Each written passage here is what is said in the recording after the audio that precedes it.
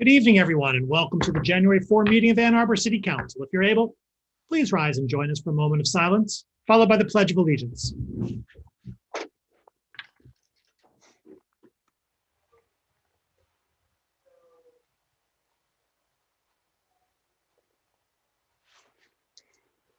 I pledge allegiance to the flag of the United States of America, and to the republic for which it stands, one nation, indivisible, God, with liberty and justice for all. Would our clerk please call the roll of council? Councilmember Hayner. Here. Councilmember Dish. Here. Councilmember Griswold. Here. Councilmember Song. Here. Councilmember Grand. Here. Councilmember Redina. Here. Mayor Taylor. Here. Councilmember Iyer. Here.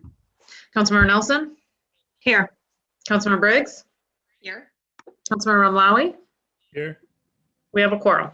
May I have a motion, please, to approve the agenda? Moved by Councilmember Ramlawi, seconded by Councilmember Dish. Discussion, please, of the agenda. All in favor? Opposed? The agenda is approved. Are there communications today from our city administrator? Yes, sir. Just a couple. Happy New Year. I wanted to reflect just a moment on the hard work that you guys did late last year in December, and let you know that we're looking forward to continuing that work with you over the next few months as we try to make progress on the items in the offsite. Also, I wanted to make you aware that the wastewater treatment plant received an award. I think it was last week, at least announcement of it. It's called the Premier Utility Performance Award. I think they call it Pump Award, and it's really for utilities who have a forward-looking business and taking actions to do so. So congratulations to them on that. And then lastly, if you'd indulge me for just a minute, I'd like to cede a few moments of my time and invite Mr. Postma to say a few words about something that are best spoken at the beginning of the meeting. Mayor and Council, Happy New Year. I applied for this current position that I'm in 18 years ago last week. My cover letter included the following sentence: I would be proud to represent the city of Ann Arbor as its city attorney. That sentiment remains.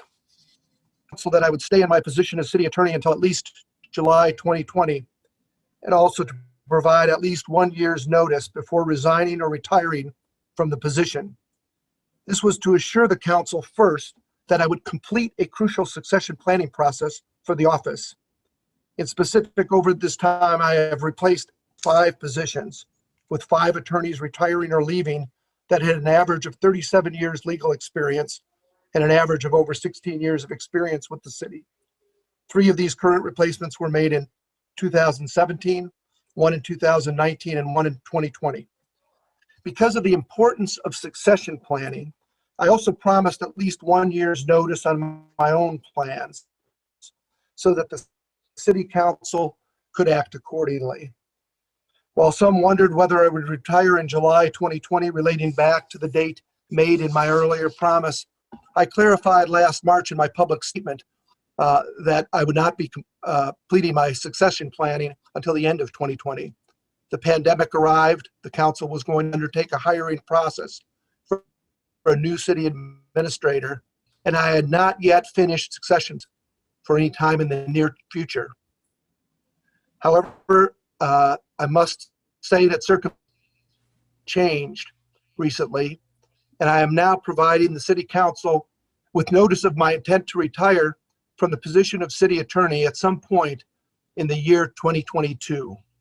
The exact date is not specific, and I will work with the council and the council administration committee on this further. This timing allows the city council to do a careful plan of succession for my position. In 2022, I will have served the city in this position for 19 years. So there's no confusion about my reason for leaving at this time. My intent is to achieve a more flexible work schedule that allows me to spend more time with my family. More specifically, my wife was diagnosed recently with cancer. An excellent care team of the U of M hospital. While we have had to address shorter and longer term implications of her condition, and it is clear that I will need to cut back on my work commitments in the longer term to address this situation. This time frame also allows time for the City Council to gain its bearing in the coming year before undertaking a search process. Further allows me time to work with the new city administrator as he charts a course for the city with the City Council. And finally, the City Attorney's Office has many excellent attorneys and staff, and this time will further allow them to all work together on behalf of the city before any change is made in the position. They are a strong team. As the City Council moves into 2021, we will have many challenges. I hope that the City Council moves forward in a manner that will frame governance in a positive way so as to encourage many attorneys to step forward and consider this position and this opportunity for public service. I look forward to working with the City Council in this new year in the important task at hand of taking care of this city. Sincerely, yours truly. Thank you for this time.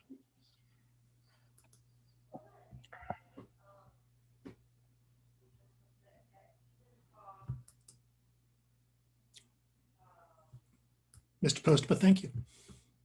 Truly. Mr. Crawford, is that all from your end? Yes, it is. Thank you.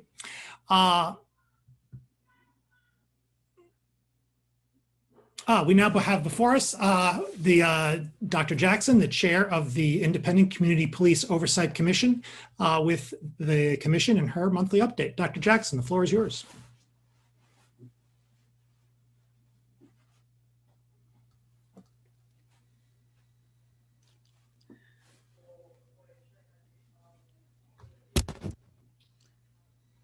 Happy New Year, you guys. It always helps when I turn on the actual camera and microphone, so thank you for having me. Good evening, Happy New Year, everybody, and best of luck to you, Stephen. My name is Lisa Jackson, and I'm the chair of the Independent Community Police Oversight Commission, and I hope that all of you, including everyone on council and on the city staff and all of our community members, enjoyed a fulfilling and safe holiday season.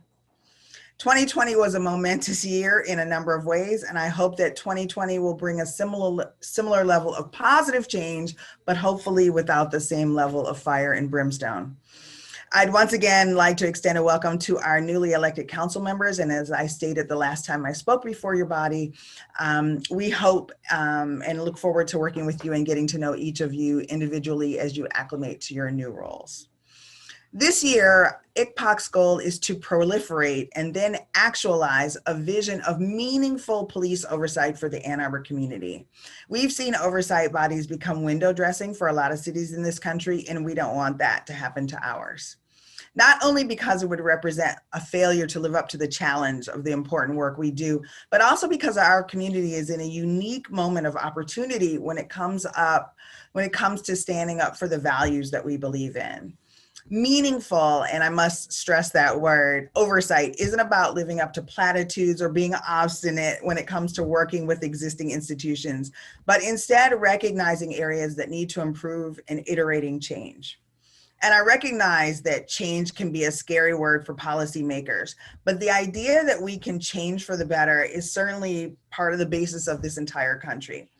And so when we come to you and ask you to change a policy, we do so not because it would be politically convenient, but because we truly believe that doing things such as streamlining the complaint review process genuinely improve the relationship between the community and the police. Meaningful oversight is proactive. It's not enough for us to only deal with problems that have been reported to us. We also need to use and analyze existing data to anticipate future or so far unnoticed problems. And even opportunities. And by doing things such as examining traffic stop data or use of force data, we can see if policies are being applied unevenly or evenly, and we can make policy recommendations so that we can prevent tragedies from occurring in Ann Arbor, but also to help improve what we already have that works in Ann Arbor. And this brings me to the important point that meaningful oversight is about systems. We have to recognize that being a police officer is an incredibly difficult job. We're asking men and women to uphold a very specific set of rules while also exercising a large degree of discretion to handle each situation appropriately. And so, of course, things don't always go the way we would like them to. And every once in a while, a person might be on the wrong side of a policy. And, you know, no one ever anywhere is going to eliminate human error, right? But we can make sure that our systems don't have as much room for error. So by avoiding systems pitfalls, we can be better able to advance fair and professional law enforcement that's responsive to this community's needs, and also to evaluate the integrity and effectiveness of our police accountability systems. Institutionalizing important reforms will allow them the longevity to change the cultures of the institutions they affect, and over time, better align them with the values of our community. My final note this evening is that meaningful oversight is collaborative.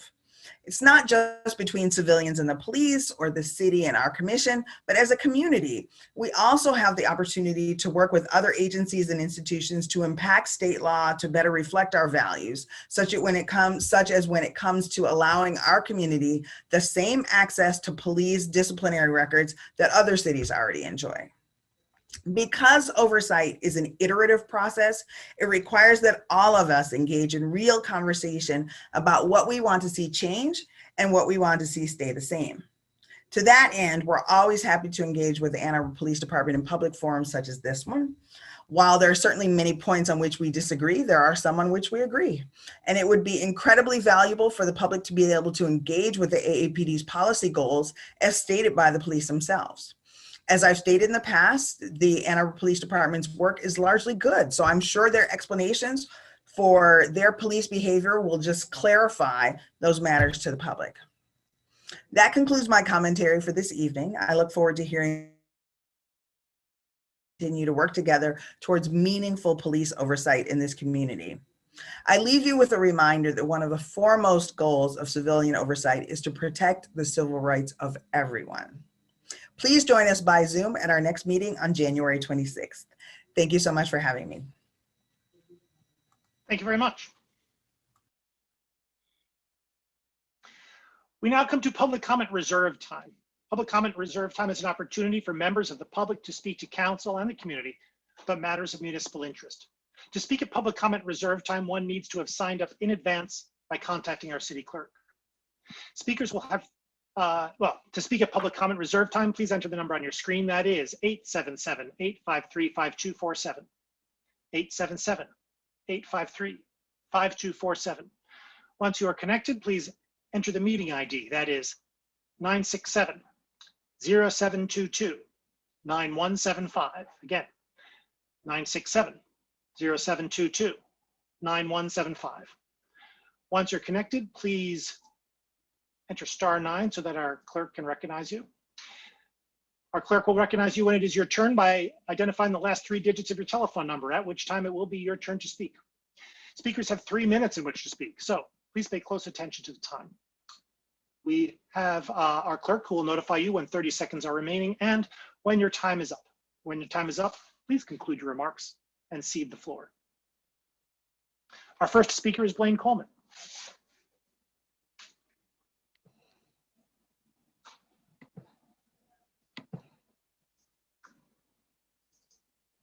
Mr. Coleman, if you unmute your phone number 941.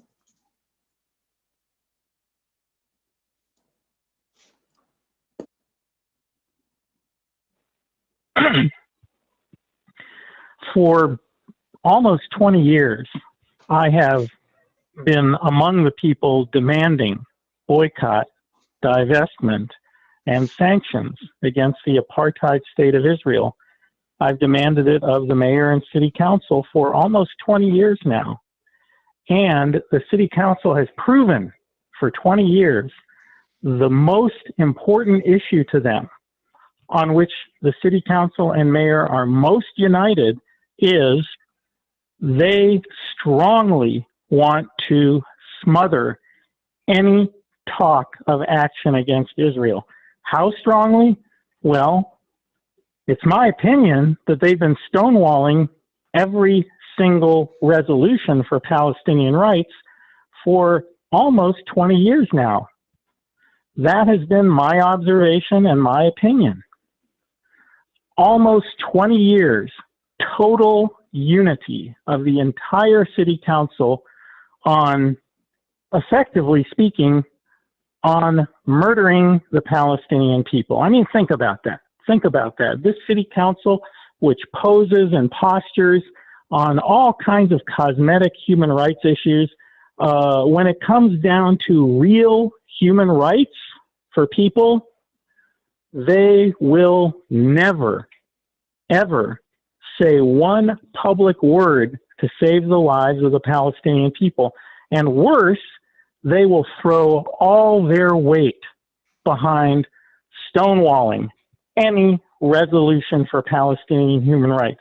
They will stonewall any resolution to boycott Israel. They will stonewall any resolution to divest from Israel.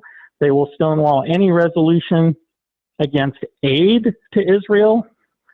And that has been my observation for just about 20 years now.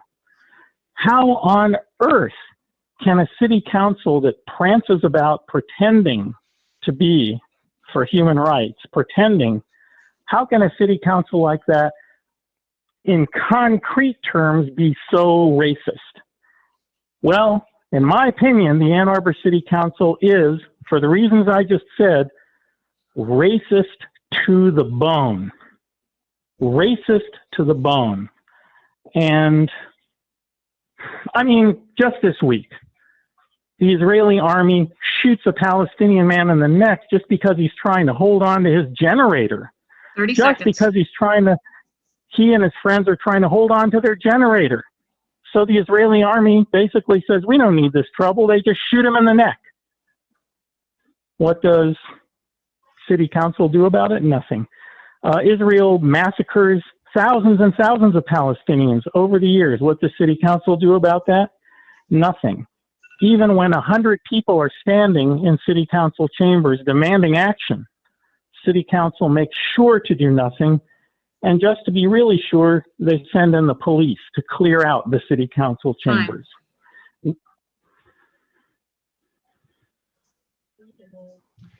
Our next speaker is Mojan Savabi-Asfani. Hello? Can you hear me? We can hear you. Mm-hmm. Hello. I have also been asking for a stop to military aid to Israel for decades. Israel is an apartheid state that has been choking millions of Palestinians with full support and financial aid of the United States of America. As we speak, Israelis are vaccinating people and excluding Palestinians from that vaccination. Israel is a racist state that has been murdering, raping, destroying Palestinian community for as long as it has existed. Ann Arbor City Council for almost 20 years has been silencing the voices of hundreds of Palestinians and people of color who have come to their chambers demanding something be done about this assassin state, a state that murders people, that assassinates people, that destroys and is destroying the Palestinian community. Ann Arbor City Council has completely turned its back. If you, Mayor Taylor, pretend to be for human rights, I tell you, you are not. You are, in my opinion, a racist because you have stopped any action, any even talk or city talk about the apartheid state of Israel.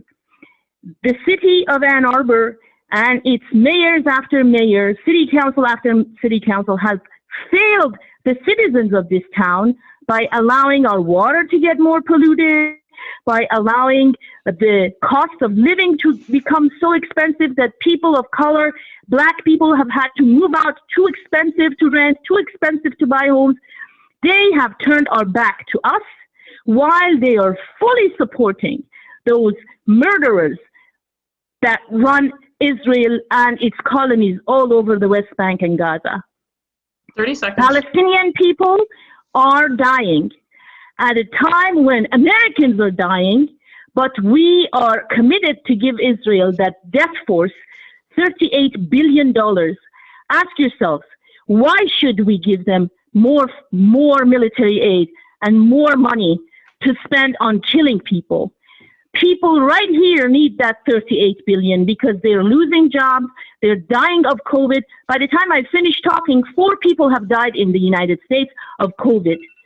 360,000 people have died already.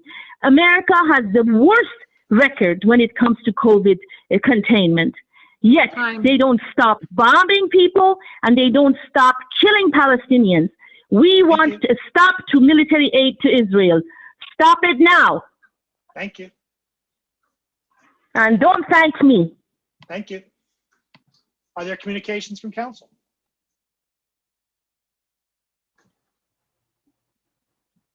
Councilmember Song. I just want to remind folks that there is a public hearing that the county is hosting this Wednesday at 2 p.m. And this is part of, this is a HUD requirement on gathering feedback on a survey. Part of that effort is a survey on federal use of funds on housing and community development needs for the upcoming year. So that for the 21-22 annual action plan, you can find that at washtenaw.org/OCED, or if you follow them on Twitter, you can find the survey at Washtenaw OCED. The survey is open until the 21st, and it's only 10 minutes, and it's in English and in Spanish. And if this is going to help us understand, prioritize objectives in our housing needs in the county. So I encourage folks to participate. Oh, also, if I can, a local 6th grader, Nemo Sai, is competing in a Food Network competition that starts at 9 o'clock tonight. So it'd be really interesting if we could make that a goal and we can catch that. If not, I hope folks can join me in wishing him good luck in the competition. Councilmember Griswold.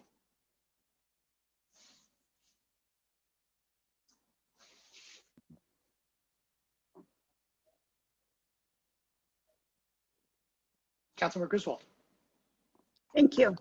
I'd like to start the year out with a quote attributed to Thomas Jefferson. A well-informed electorate is a prerequisite for democracy.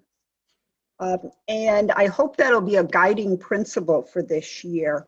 And in that spirit, I want to thank everyone who has been engaged in local government. I think in Ann Arbor, we are so very, very fortunate. We may not agree with everything that's on Twitter or Facebook or Nextdoor, but the fact that we're having these discussions are very valuable. I also want to acknowledge the ideas that I've received regarding improving our council governance. I'm working on that with Council Member Ayer, and while we haven't met over the holidays, I have a long list of ideas that have been shared with me, and I remain optimistic about that. I also want to thank everyone who participated in caucus, who covered caucus, who videotaped caucus, and who attended as a guest last night. We had Ian Robinson come to explain some issues, and he's agreed to come back to the next caucus as well. And I want to acknowledge Lisa Jackson. I not only agreed with what she said, but I really liked her discussion and her approach to talk about change for the better, system pitfalls. So it seems like we're using a systems approach for improvement, and that increases our likelihood of being successful. Third, we're policymakers. However, our policies are hollow if we don't have evaluation mechanisms to determine what's really happening out in the environment. And some of those evaluation mechanisms are A2Fix-It, as well as emails from constituents. I checked A2Fix-It just before the meeting tonight, and there was a request that we plow the Broadway Bridge sidewalks, and it included a picture. So I thought rather than putting an update on A2Fix-It, I would just mention it tonight. And lastly, streetlights. I don't know what else I can do to encourage staff and citizens to prioritize streetlight outages. We must address this. We have over a dozen unlit crosswalks in the downtown area. And I can report all of them, but it really needs to have a systems approach, getting back to what Lisa Jackson said. Thank you. Councilmember Radina. And Ms. Beaudry, if I can have lowering hand authority, I'd be grateful. Thank you, Mr. Mayor. I just wanted to let everyone know, if you haven't seen already, that this Thursday at 6 p.m., Mayor Taylor and I will be hosting a virtual happy hour to introduce the community to our new LGBTQ liaison, Naomi Goldberg. So I have advertised that in my newsletter as well on social media. There's a pre-registration so that folks can get the link so that we can keep it the meeting secure in that way. But if anyone is interested and wants to just email me, I'm happy to accept that as an RSVP as well if you're interested in joining that and meeting our new LGBTQ liaison. Thanks. For the communication from council, Councilmember Ramalawi. Thank you, Mayor, and Happy New Year to everybody. Couple quick comments. It's heavy news that we got earlier by our Mr. Postema. It is going to be, I guess, more of a joy and a challenge in some ways in the next year, but rewarding in this process that we're going to be undergoing. So an acknowledgement to Mr. Postman, his commitment and his service to the city is obviously more. He does it more than just for the paycheck. So it's going to be difficult to find someone who does the work for the reasons that make it such a great position, but one with a lot of responsibility and influence.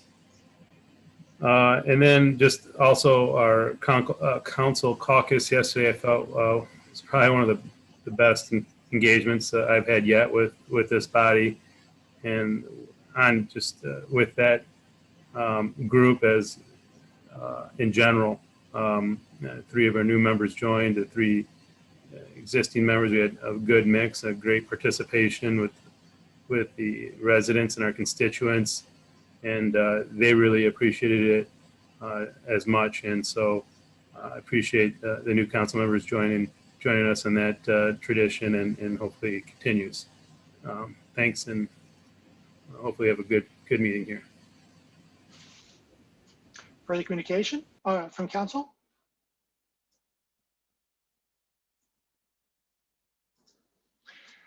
I do have two things first.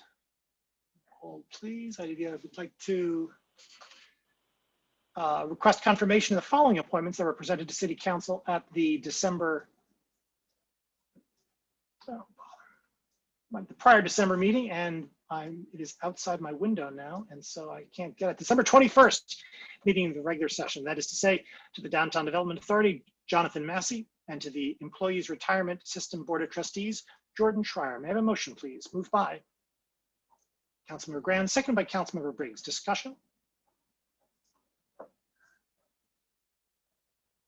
All in favor? Aye. All opposed? it's approved. And, I would like to, following on with Councilmember Ramlawi, encomiums to Mr. Postuma will flow easily when the time comes. I just want to say that I have been so grateful for the service that he's provided to the city, the council that he has provided to us as a group, and the counsel and advice that he's provided to me. He's been indispensable, and will continue to be so until he chooses to wander away.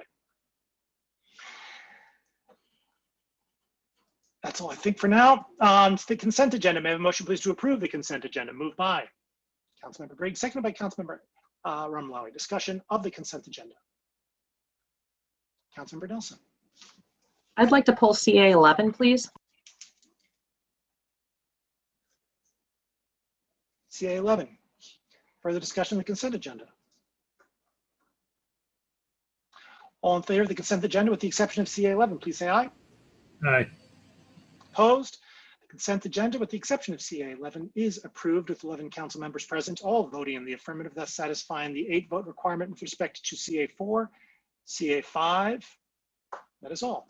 CA 11, resolution to approve the memorandum of understanding between the City of Ann Arbor and the University of Michigan for the Hubbard Road Huron Parkway Stormwater Outlet Repair Project in the amount of $210,000. Moved by Councilmember Nelson, seconded by Councilmember Ramlawi. Discussion, please, of CA 11. Councilmember Nelson. Thank you. I just have a follow-up question to what I asked of the agenda in the written document.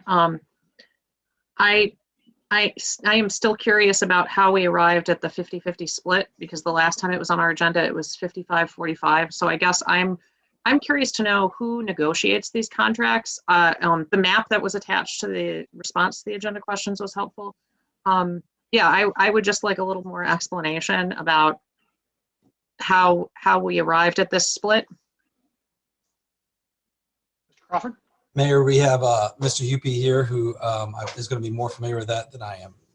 Mr. Huppy. As soon as I can unmute myself. That was done on a calculation of drainage area. The amount of surface area that contributes to that point in the system, it's 50-50. It was basically a mathematical calculation that was done. 50% university lands, 50% other lands. The map was helpful, and I'm curious how you arrive at the end of the map, where the red lines start north of the project area. At the high points of the system. The other areas drain elsewhere in the system, not to that point. Okay. Well, so then I guess my next question is, if this was a straightforward mathematical calculation, how did it land on our agenda last time at 55-45? I can't speak to that. That was Jen Lawson that was involved in it. But when we went back and looked at it, it was a 50-50 split, which is more favorable to us. Before it was a 55 city, 45 university. Right. So my only other question is who on our staff is actually negotiating those numbers? We started out at 55. Generally, it's Jen Lawson or Molly or myself, depending on the project. And there's a corollary on the U of M side that. Yes. Okay. All right. Thank you. That was all I had. For the discussion of CA 11. All in favor? All opposed? It's approved. We now come to a set of public hearings. Public hearings are opportunities for members of the public to speak to council and the community about a specific item on the agenda. That is to say, the subject of the public hearing. To speak at a public hearing, you need not have signed up in advance. However, your speech must relate to the specific subject matter of the public hearing. To speak at a public hearing, please enter the number on your screen. That is 877-853-5247. 877-853-5247. Once you're connected, please enter the meeting ID 967-0722-9175. That is 967-0722-9175. Once you are connected there, please enter *9. *9 will raise your hand in the eyes of the Zoom and indicate your desire to speak at that particular public hearing. When it is your turn to speak, the clerk will identify you by your last 3 digits of your telephone number. Speakers will have 3 minutes in which to speak, so please pay close attention to the time. Our clerk will notify you when 30 seconds are remaining and when your time has expired. When your time has expired, please conclude your remarks and cede the floor. Public hearing number 1, an ordinance to amend Chapter 55, Unified Development Code zoning, 26 city-initiated annex properties to R1C and R1D, single-family dwelling district. Is there anyone who would like to speak at this public hearing? If you've called in to speak at this public hearing, please enter *9. Mayor, I don't see, we have 2 callers on the line. They don't have their hands up for this hearing.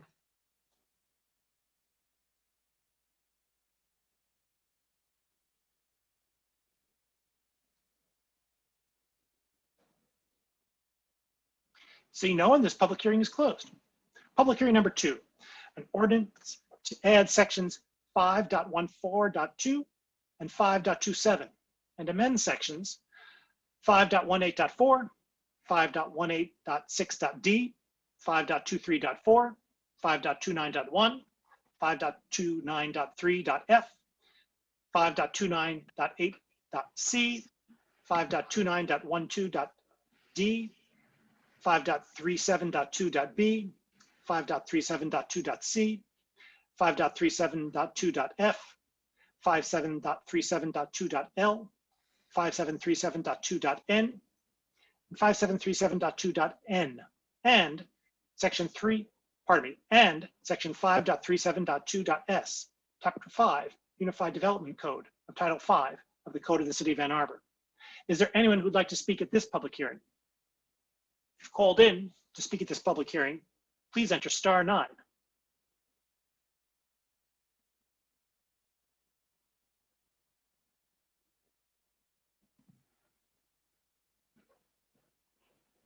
Mayor, I don't see either of the callers have their hands up.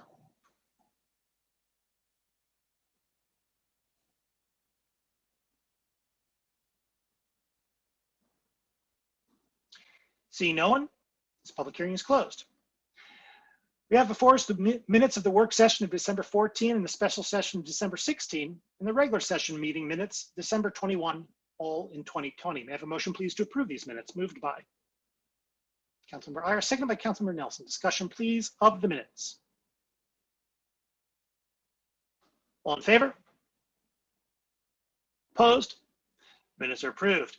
B1, an ordinance to amend Chapter 55, Unified Development Code zoning, 26 city-initiated annex properties to R1C and R1D, single-family dwelling district. May I have a motion, please? Moved by Councilmember Dish, seconded by Councilmember Briggs. Discussion, please, of B1.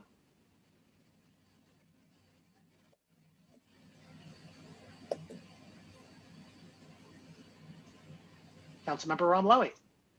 Thank you, Mayor. Right before we started our meeting tonight, we had a memo come from the planning staff and city attorneys regarding some protest letters.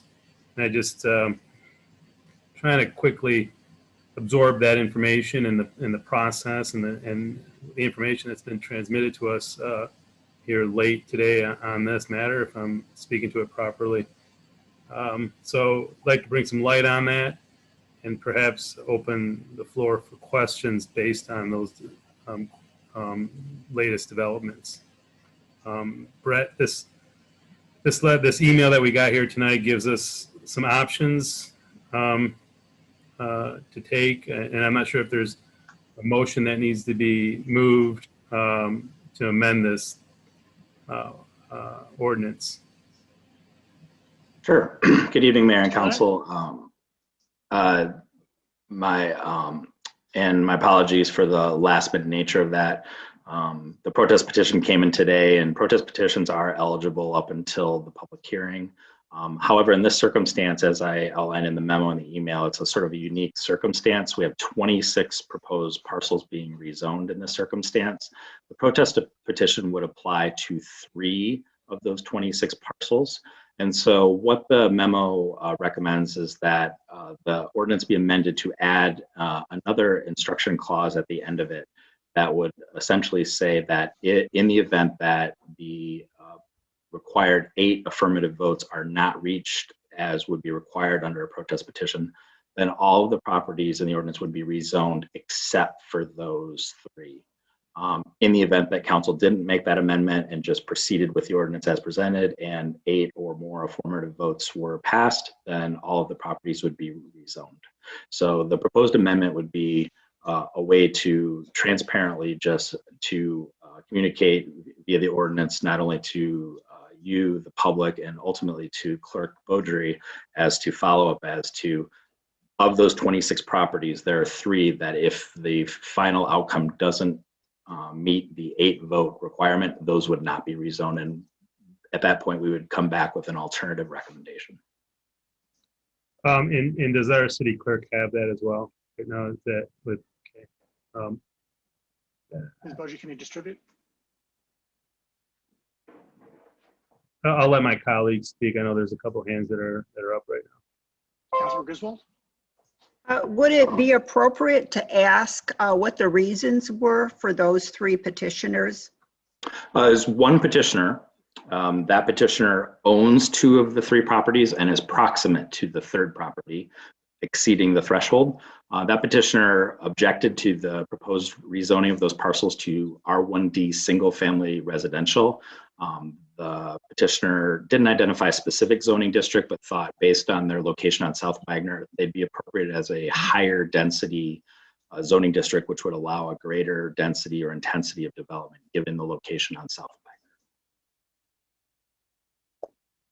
Wagner. I would just add that our R1D recommendation is based on the master plan and the surrounding properties. And certainly there's no foreclosing the option of any property owner to seek a rezoning in the future. Okay, so there's the option to upzone it to reach greater density, which has been one of our goals at a future time.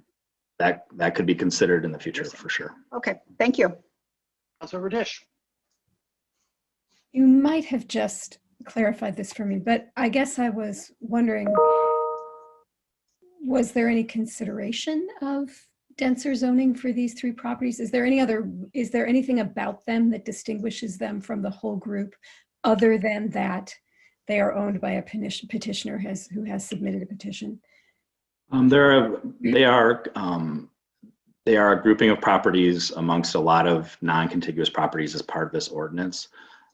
The master plan extends the proposed single family zoning recommendation for these properties as well as the balance of properties elsewhere in the area. It would certainly, the city could always consider an alternate zoning that would be it would start to run different from the future land use map for that area, but it is something we could be considered. In the case of these properties as part of the city initiated annexation and in the subsequent zoning, which you're considering now, we tend to follow the master plan pretty specifically to get the properties zoned, which is appropriate so that as they come into the city, they are regulated clearly by zoning district. And again, as I said, any future consideration could be considered. It would be, in this case, it would be different from the master plan recommendations, but it could be considered. It's difficult to consider it without,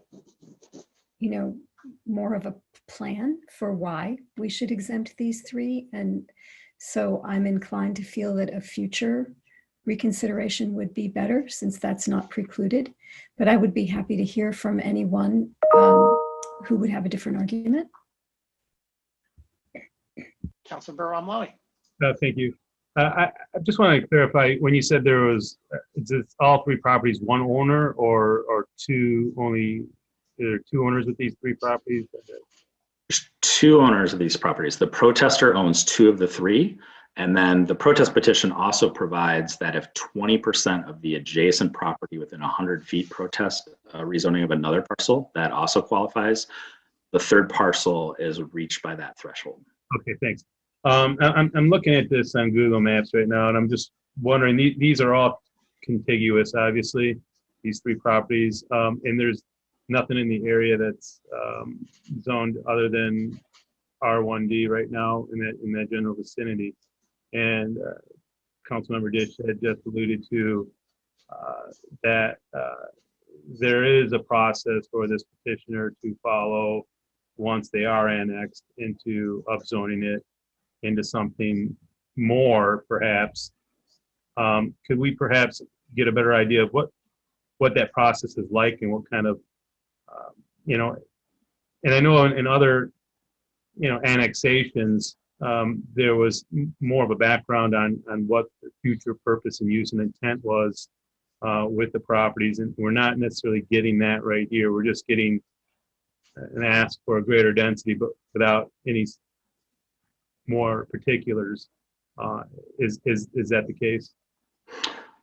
Yeah, that's my understanding. I'm just basing my response to that on the letter that was provided, but it seems to me that this protester would like the opportunity in the future to consider a more dense development than the R1D would allow for his properties. It might be appropriate to consider that, like in the context of multiple properties as opposed to the current configuration of sort of individual lots as they are currently configured. But I don't know that he is proposing any specific development proposal at this point. I think generally the character is that across the street of Wagner and the township, you have quite a different land use character than you do on the city side of Wagner. So the process would be like any rezoning. It would be seeking, submitting a rezoning application with a corresponding site plan or area plan, and then it would go through the normal review process. And just curious, while we got you here, what would be the most appropriate rezoning? Like you're looking for like a buffer here, a zone. You got residential and then more of a commercial setting nearby. What would be, typical in this area? Like what you're going to have like a buffer? Well, it would be based on obviously what the goal was to accomplish. Some districts like our office district have built-in buffers that as you get closer to residential properties that require greater setbacks and the like. That doesn't seem terribly applicable here based on the relatively shallow depths of these as residential lots. A lot of times larger scale development requires a larger area footprint in order to accommodate all the uses as part of that. So it might be potentially to think about a less intense commercial district potentially, or perhaps a multifamily residential district that would consider some more density of residential, but still be consistent with. I think the sort of discussions that could take place as part of sort of a planning effort for that area or in response to a proposal once it was developed. Thanks, you, Brett. Thank you. Councilor Radina. Thanks, and I think I have a question more specific to the proposal that was sent around, and I tend to agree with Councilmember Dish and others that my preference would be to follow the master planning process and entertain a separate request at a future date. But I'm trying to, I guess, better understand the intent behind the proposed section here. As I'm reading it, is it simply because of the protest, now all of the properties, because they're tied together, are subject to 8 votes, and we're trying to prevent that from all of them from failing? Because my concern with this is if we are going, we seem to be going down a little bit of a path of talking about whether or not these properties should be upzoned. If there were council members who agreed with that prospect, it would this solution seems to maybe require some strategic voting in trying to get a right threshold to stop that from happening, to stop them all from being approved. And so I guess I'm trying to better understand what the intent of this section being added is. And yeah, no, I appreciate it. It's a good question. And it's largely housekeeping. Think about it this way, we have 26 properties, and we have not had this question come up before where when we aggregate properties for rezoning like this, a protest petition is filed on a portion of them. We have had protest petitions in the past, but they tend to be related to either a single property and development or perhaps a single contiguous grouping of properties. And that is a little bit more clear to apply that 8-vote requirement to the ordinance. In this case, the protest petition meets the ordinance requirements for requiring 8 votes, but it only meets it for 3 of those 26 properties. And we were simply trying to propose a solution that clearly and transparently articulated that. We haven't frankly reached a conclusion as to whether or not it would invalidate the whole ordinance or not. We think this is the appropriate approach so that that question is not necessary. Again, alternatively, if 8 votes or more are applied to this rezoning with the sort of basis that a future rezoning could definitely consider, then no amendment would be required and all the properties would be rezoned as well. As a follow-up question, I mean, could the same thing essentially be achieved? Is there any reason why we wouldn't simply pull these 3 properties out and vote on them separately, rather than having an addendum that suggests that if a certain vote threshold is met, then some are passed and some are not? So I think this approach was presented because there are some nuances in the adoption of an ordinance versus a resolution. It might not be as effective to actually just split an ordinance into 2 at the table. I would leave that to City Attorney Postma if you wanted to add on to that. But our intention in this way was that we're not raising the specter of that question. We're clearly and transparently just sort of recognizing that there are 26 properties in here.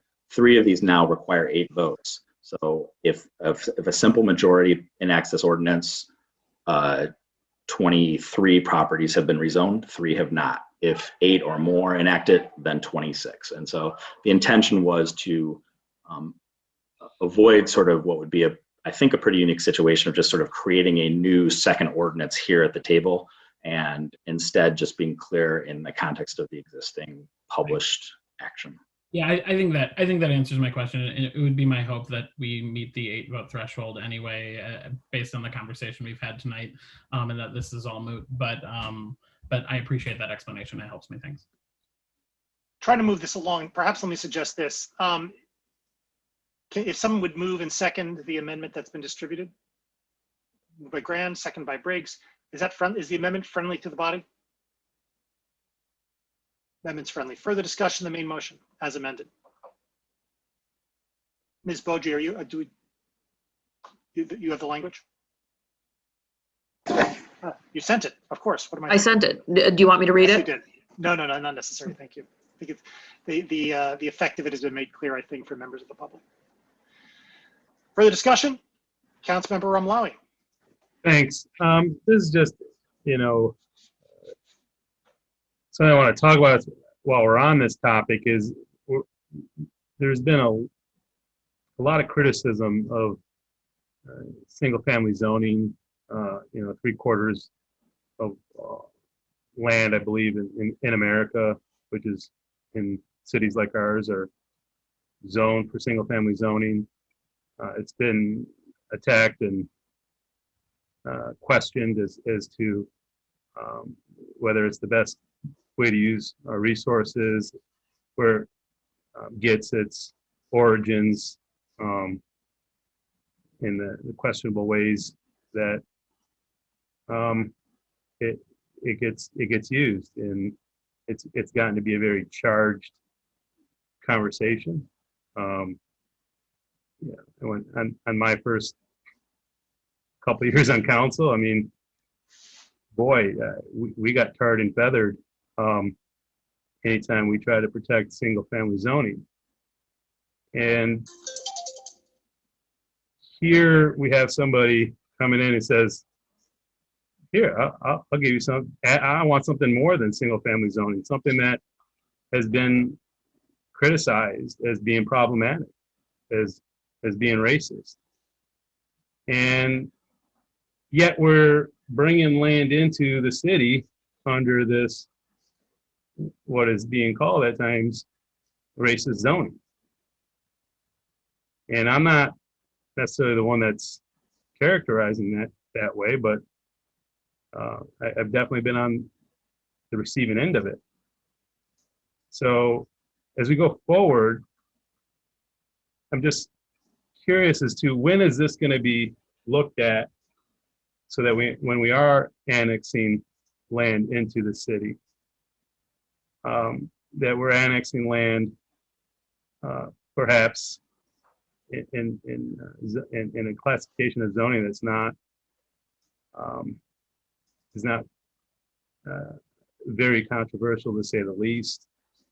You know, it's just been, I'm looking for some consistency here to apply to policymaking, and in this case, it just seems without any, you know, purposeful motive, that there isn't this consistency in arguments that are being made with development, single family zoning, and now that we're bringing land into the city, we're classifying it under this very controversial zoning classification. So I'm curious into knowing when we're going to revisit the master plan and maybe look at that as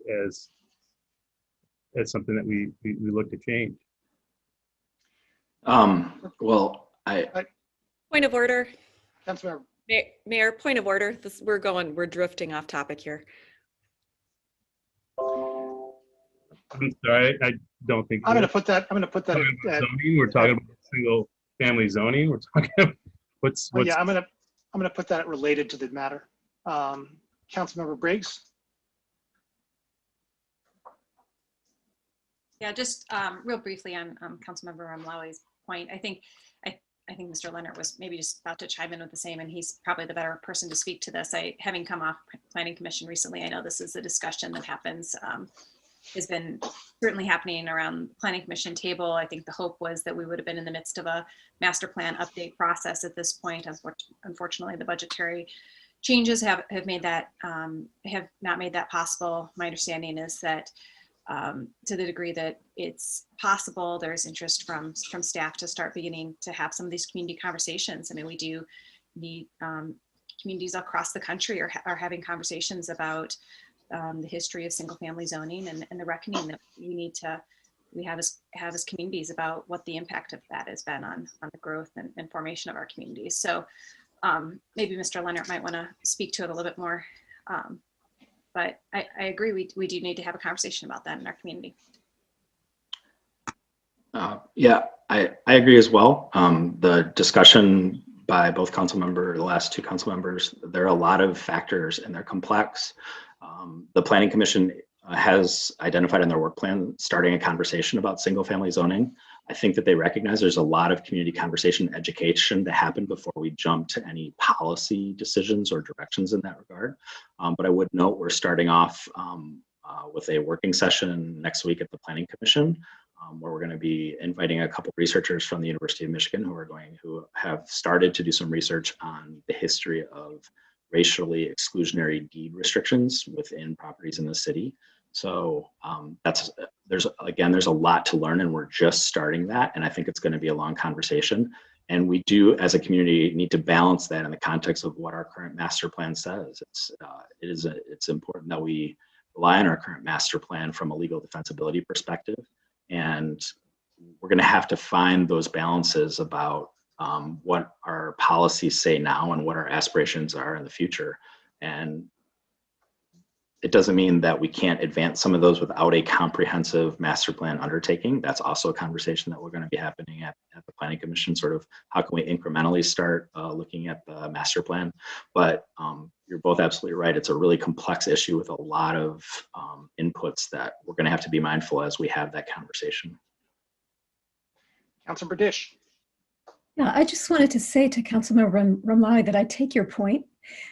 Because when I read the communication, what went through my mind was, oh, hey, great opportunity. Let's not bring this in as single family, but let's bring it in with a denser zoning designation. And then I thought, oh, but wait a minute, let's be process consistent. And we don't actually do that by fiat at the council table. I mean, typically, that there would be public hearings on such a thing, and there would be Planning Commission review. of such a thing. And so it seemed to me that being consistent with process, since we are not precluding this person from making this request in any way, it seemed to me that being consistent with process required me to say no to this. And I just wanted to clarify, because you did raise, I was listening closely because you were like speaking what was on my mind, or what had gone through my mind. You did raise the question of, were we being consistent? And then you raised the question of, well, when are we gonna revisit some of these master plan issues? And I think that it is important to know, as Mr. Leonard said, that, directed by council, the Planning Commission is revisiting some of these questions, and particularly through T1 that we're talking about, which we will be able to do with public participation, even short of the master planning process that we'd hoped to be engaged in. So I just wanted to recognize what you said and explain why it looks not inconsistent to me. Councilmember Iyer.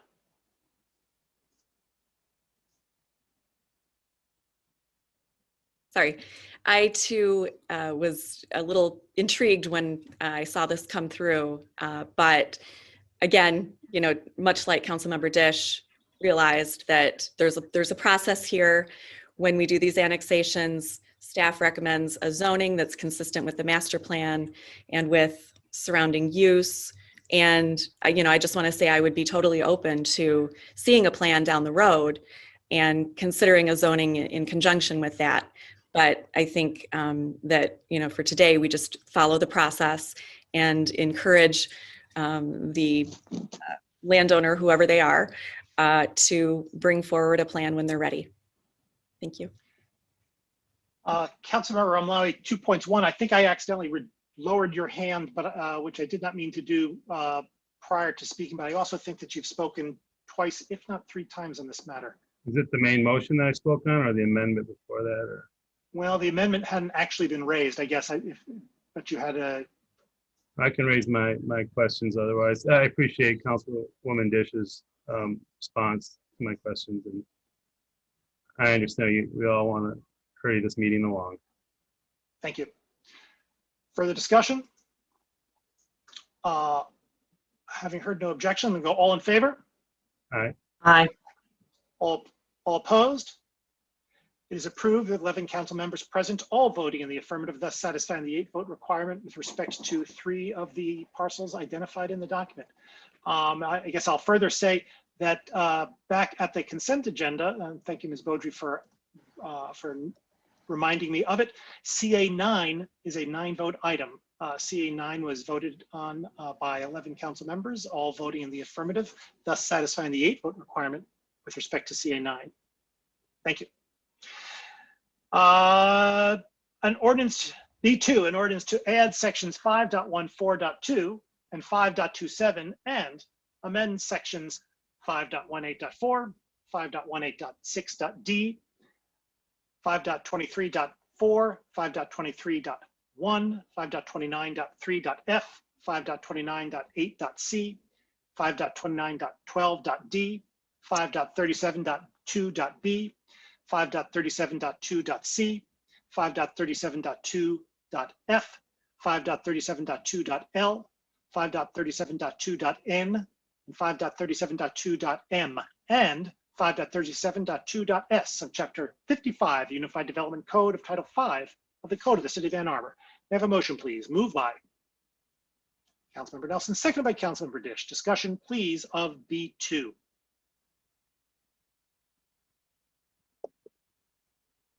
Councilmember Amlawi. Thank you. I was wondering if Jerry Hancock is here or someone from staff. Mr. Hancock? Yes, I am here. Happy New Year, Jerry. Thanks for joining us. Sorry I didn't get some of these questions in, but we've been getting a lot of questions after the deadline, and just wanted to ask a couple for some constituents who have just received some letters from the city regarding flood insurance and the fact that they're in the floodway or floodplain when previous to this letter they were unaware of it. And with this ordinance, I understand it heightens some requirements and changes the one here, the 500 to 100 and those kind of things. Does this ordinance expand the footprint of the floodway flood map, or what FEMA requires folks to have for flood insurance? No, it doesn't affect either of those things in any way. The district that we have in the ordinance is simply an administrative tool to get a proposed project in front of me for review, but it doesn't change the flood maps or flood insurance requirements. Well, that's pretty much all I got for you right now. I might have a second question later. I don't know if my colleagues have anything for you. Councilmember Hayner.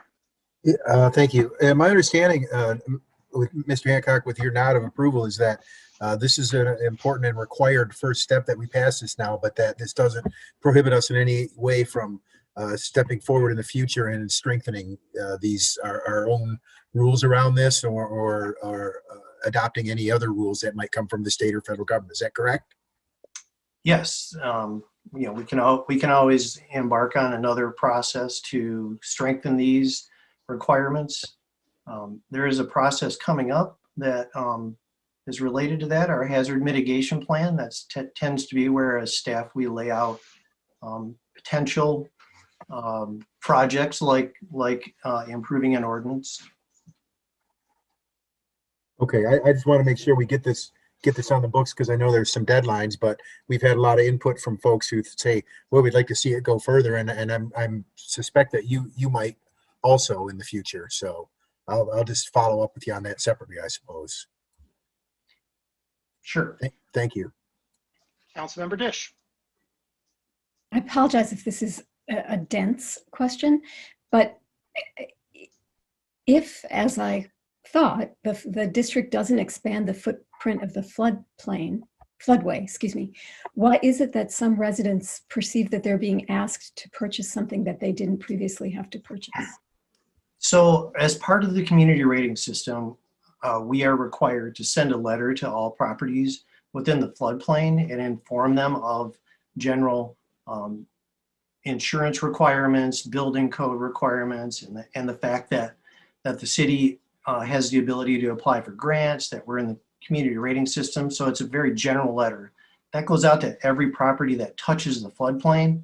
The letter does not mean your house is necessarily in. It's just an informative letter to all properties that touch the floodplain. And we do that once a year. And as far as people perceiving it as, oh, my house was put in the floodplain maps haven't changed since 2012. So we're not putting them in the floodplain. It's just informing them that there is floodplain on the property. Okay, so maybe they didn't notice the last time they got this letter? Right. We've been in the community rating system now for 5 years, so that was at least the fourth letter they received.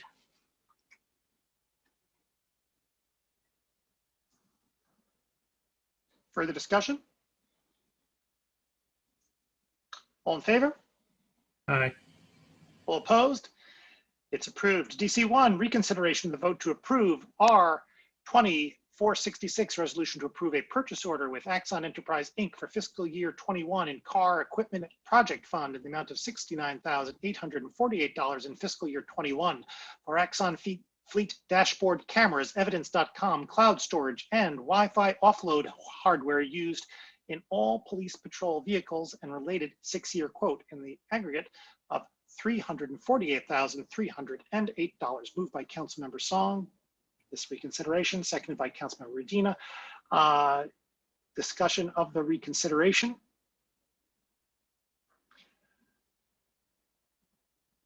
Councilmember Song. So thank you for this reconsideration. I had meant to move this out. Oh, I'm sorry. Sorry. Okay. I had meant to pull this out of the consent agenda last month and missed my opportunity. So I appreciate this, the time and the work that staff and fellow council have already put in asking questions and clarifying what this contract actually is and how it's meant to be used. I brought it back for consideration because I was hoping staff can help clarify a little bit to the community and maybe address some of the concerns that were raised on how identifiable information will be used, if at all. And while facial recognition software is not part of the contract, the technology is used by other municipalities, and ICE presents an opportunity to explore why our police department chooses not to use the technology and what investigative tools they do rely on. I've spoken with Dr. Jackson and a bit with Councilmember Redina about this. And I'd like to see if there's potential for collaboration between ICPOC and HRC and maybe exploring a potential ban on facial recognition. Again, I appreciate staff's clarifications to Councilmember Nelson's questions and the agenda responses to Councilmember Romlawi via email and my questions over phone last month and this weekend. The contract language is pretty specific, but if staff could touch on, say, if upgrades and the contract changes happen without needing council approval, what that would look like, what the process would look like, and how contracts and software purchases are made overall or reviewed with an eye towards privacy rights, security, and equity. Excellent. So the process on this is we have the motion for reconsideration, and then we'll get into the main motion. And if you could probably, when we get into that main motion, I'll call on you again to lead off and maybe repose those questions to oh gosh. Okay. No, perfect. Further discussion of the reconsideration. All in favor? Opposed? Reconsideration is approved. We have before us a resolution to approve a purchase order with Axon Enterprise Inc. for fiscal year 21 in-car equipment project fund, amount of $69,848 in fiscal year 21 for Axon Fleet dashboard cameras, evidence.com cloud storage, and Wi-Fi offload hardware used in all police patrol vehicles, and related 6-year quote in the aggregate amount of $348,308. Moved by Councilmember Song, seconded by Councilmember Redina. Discussion, please, of the reconsidered motion. Councilmember Song. I really don't have to repeat that, right? I'd rather just give the floor to Mr. Shuchuk and Police Chief Cox if I think you've picked up my concerns and questions. And I know you've already been in touch with other council folks too. Does that work? Is that okay? Yeah. I mean, the only thing I'll say, unless you have any other direct questions, is we don't use the facial recognition software, and it hasn't been considered. I'll have to defer to the chief as to, any thoughts about the use of the technology. We do not use it in the city, and as far as I know, we don't have any plans. And anything that we did in relationship to that would definitely come to council because of the sensitive nature of the information.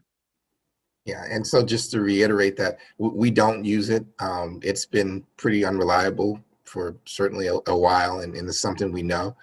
On the topic of future use, I mean, this is not something we're going to use because it's unreliable, clearly. But I'm probably less inclined to want to ban something that hasn't been perfected, because sometimes the spin-offs from some of those technologies could truly help us, and in ways that we don't even know. And I know right now law enforcement needs as much help as we can get in any way possible, whether it's through technology or not.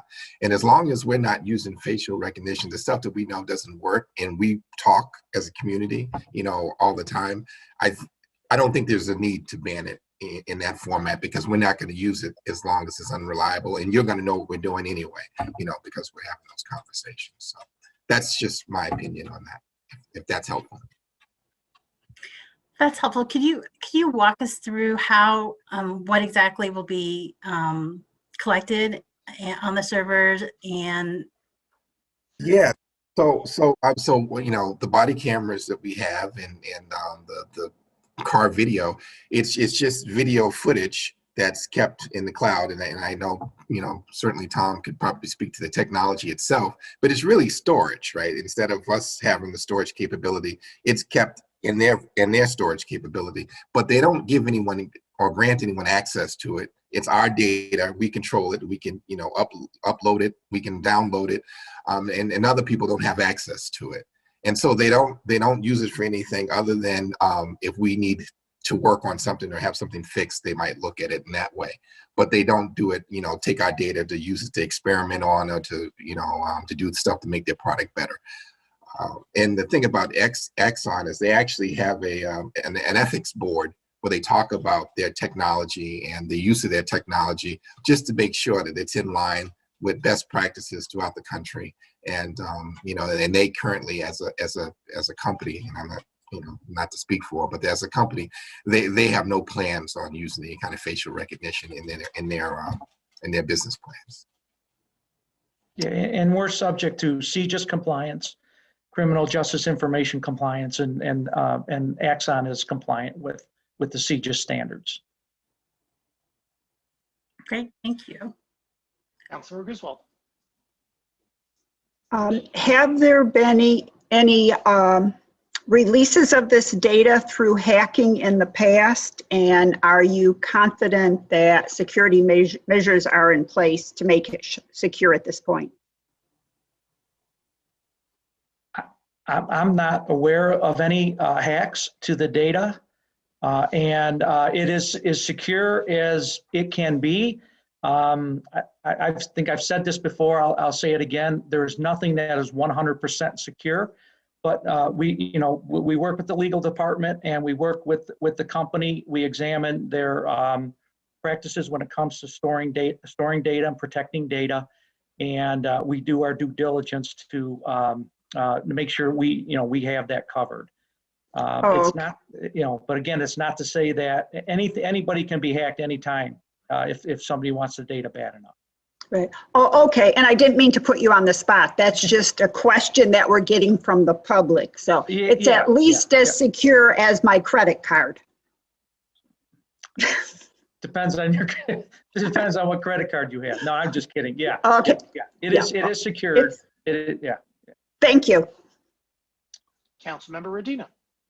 Thank you, Mr. Mayor. I think I have a couple of questions as it relates to, I think, something that Chief Cox said regarding kind of the flawed nature of facial recognition software, but that technology could potentially improve. And I think, for my part, I guess my question is related to how this process, when we go through this process of purchasing this software, this equipment, do we have the ability to make changes to a contract with a third party company? And my question for that is because I would feel much more comfortable knowing that council actually did proactively state that we are opposed to the use of facial recognition software because of its flawed nature, and stipulating that with a third party that we are contracting with, so that I'm not necessarily comfortable relying on the fact that we don't expect a business practice to change with a third-party company. That doesn't seem like it's necessarily the best way to approach this topic from my end. And knowing that if technology were to change and we were to come up with some sort of need that would require us to use this software in the future, that we could revisit that policy as well, and it would require this body to have a conversation rather than kind of hoping that we would have one. And so I guess I put that out there in what is our process, what level of confidence do we have in the third party that has access to this, that they're not utilizing, that they won't change their practice and utilize it that way, the storage of the data. We have a contract first of all, so they would be in breach of it. I would think that would probably override it right there. If the contract says specifically, we own the data and, we can totally control it, and they don't at all. So if they violate that contract, I think there would be consequences, pretty dear consequences we could follow up on. But Tom, maybe you could add to that. Well, if you look at the documentation, it's very clear on what we bought and what features they provide. And we should not be getting any more than what we purchased, and they should not be introducing anything that we don't know about. So again, it's pretty clearly stated what we bought and what we didn't buy. So and if I can add a little bit, I know we're talking facial recognition, and so this software doesn't currently have it in there, and they're not looking to put it in there. But I will say, as far as transparency is concerned, the body camera footage and the dash camera, that's the most transparent thing that we have in the police world. And so ironically, we're kind of talking about something that actually that is being mandated throughout the country, trying to get people to actually use it. And so that's why, you know, it's just, yeah, I love the discussion, and it's very important stuff, but there's no facial recognition currently there. And more importantly, this technology is we're using it daily, and it goes to transparency. And I think this is something that's the police world certainly needs right now. Councilmember Song. I think in the contract, it actually stipulates that we get legal counsel would provide notice from the vendor if there are any changes, right? I'm pretty sure like they're legally required to notify us if there's any changes in the service. So it seems like there's some oversight on their part. I guess, can you walk us through, like, I know with the schools, there's a committee that oversees, or at least provides a guidance on software purchases when it comes to, I don't know, security or best practices. Is there a process that we go through similarly with the city where we reach out to folks who specialize in these areas, or is this pretty much a routine contract that comes up just operationally? Well, I'll say this contract for the police, as we're concerned, is replacement of an old technology as far as the dash cam that we had before, that it basically was not working anymore. And in this particular company, we had the body camera already with them. So it streamlines the technology when you have your body camera and the dash cams out the same company, and it just makes it easier for us to retrieve it and use this, the footage from that standpoint. As far as the ethics boards and things of that nature around this topic, I think that there are places that do have ethics boards about, where people get together and talk about the ethical implications of technology. Again, I'm going to defer to Tom Shushak about this because he's certainly been doing this a lot longer than I. Yeah, and I guess if I understood your question right, the process is if we want something new, we would either ask for it, or they would come in and they would pitch it to us, and we would go through the same process that we do to purchase anything else. It would just start all over again. It would start with a new quote. It may or may not, it more than likely, it would relate back to our master services agreement that we currently have in place, because the master services agreement we're using for this purchase is actually the same one for the body cam, because the evidence.com software is the same for both products and all the data is going to the same place. Okay, so it's all kind of connected. So again, for new things or new purchases, we would be going through the process again, just like we are now. So can I just a quick follow-up? So I understand what we're really considering is just this contract, and I've expanded it a little bit beyond what it actually is. So I appreciate everyone's patience on this. I think the worry from the community is that technology changes, leadership changes, staff changes, priorities change. And that's why when we see municipalities like in Massachusetts, or the entire state of Massachusetts just did a statewide ban on facial recognition. It seems like it's an issue of genuine concern, and I hope that we can revisit it, hopefully maybe in the commissions and staff a little bit deeper. So I know it's a little bit left field from what's on the table today, but I thought it'd be a really good opportunity to have this exercise publicly and just understand your processes and your decision-making reasons for not choosing it, purposefully not choosing it. And then also choosing a vendor that has been, has specifically been open about not having identifiable information from the footage. Thanks. Yeah, and it really is not off the topic. security and personal identifiable information is pervasive to a lot of things that we do within the city. And when we pursue opportunities like this, that is a topic that is gone over and evaluated, and we're very, very sensitive to it. I'm sensitive to it, and we have to be sensitive to it. So we appreciate the questions. Councilmember Dish.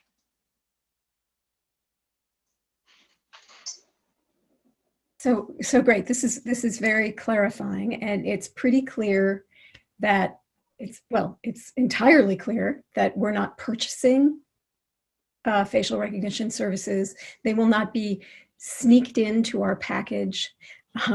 This company is not likely to be hacked.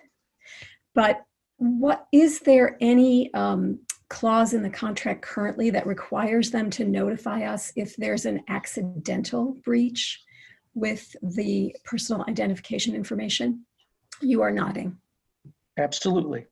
We have more applications than this data in the cloud as well. Anytime there's a breach, it's in the contract that they have to respond to the breach within a certain period of time, and they have to notify us as soon as they're aware. So every contract's a little bit different, but generally, if there is a breach, they absolutely have to contact us. Yep. Councilmember Nelson. Thank you. I just want to acknowledge a Ward 4 resident who offered us a public comment at our last meeting, Adam Oxner, raising a lot of the concerns that we're talking about. And I'd just like to repeat what I think Councilmember Song mentioned earlier, that this would there would probably be a really good discussion that could happen at HRC and ICPOC, because I know that Adam suggested to me that there are other communities who have a formal review of purchases of technology like this one, and that would sort of cover a lot of city departments. There was when we started having security at City Hall and cameras going, I know that I saw some discussion online around the footage that was being taken and the potential for that footage from City Hall, just people coming on and off of elevators, to be personally identifying. So I appreciate this coming back. I would suggest that maybe we send this topic, or those of us who are here talking about it and interested in it now, bring it to HRC and ICPOC to sort of talk more broadly about it, because I think it's a longer discussion than maybe works for this particular meeting. Mr. Crawford. Mayor, this might dovetail actually with a conversation we started a while back, and Mr. Shuchuk and I have not brought forward yet, and that's on smart cities technologies.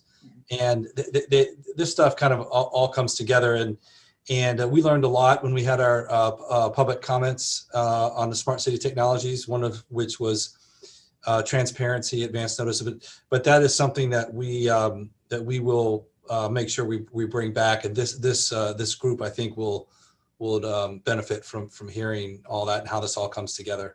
There's a lot that goes into this. You can imagine the technology today that captures images, I'll say, not just people, can be used, not that we're using it all necessarily, for just a multitude of things. I know the university is working on trying to identify when someone wants to cross a street.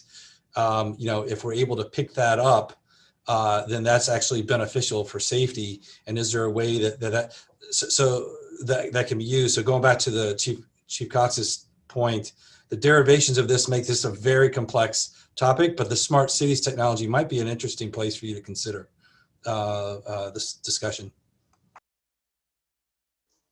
Further discussion? All in favor? Opposed?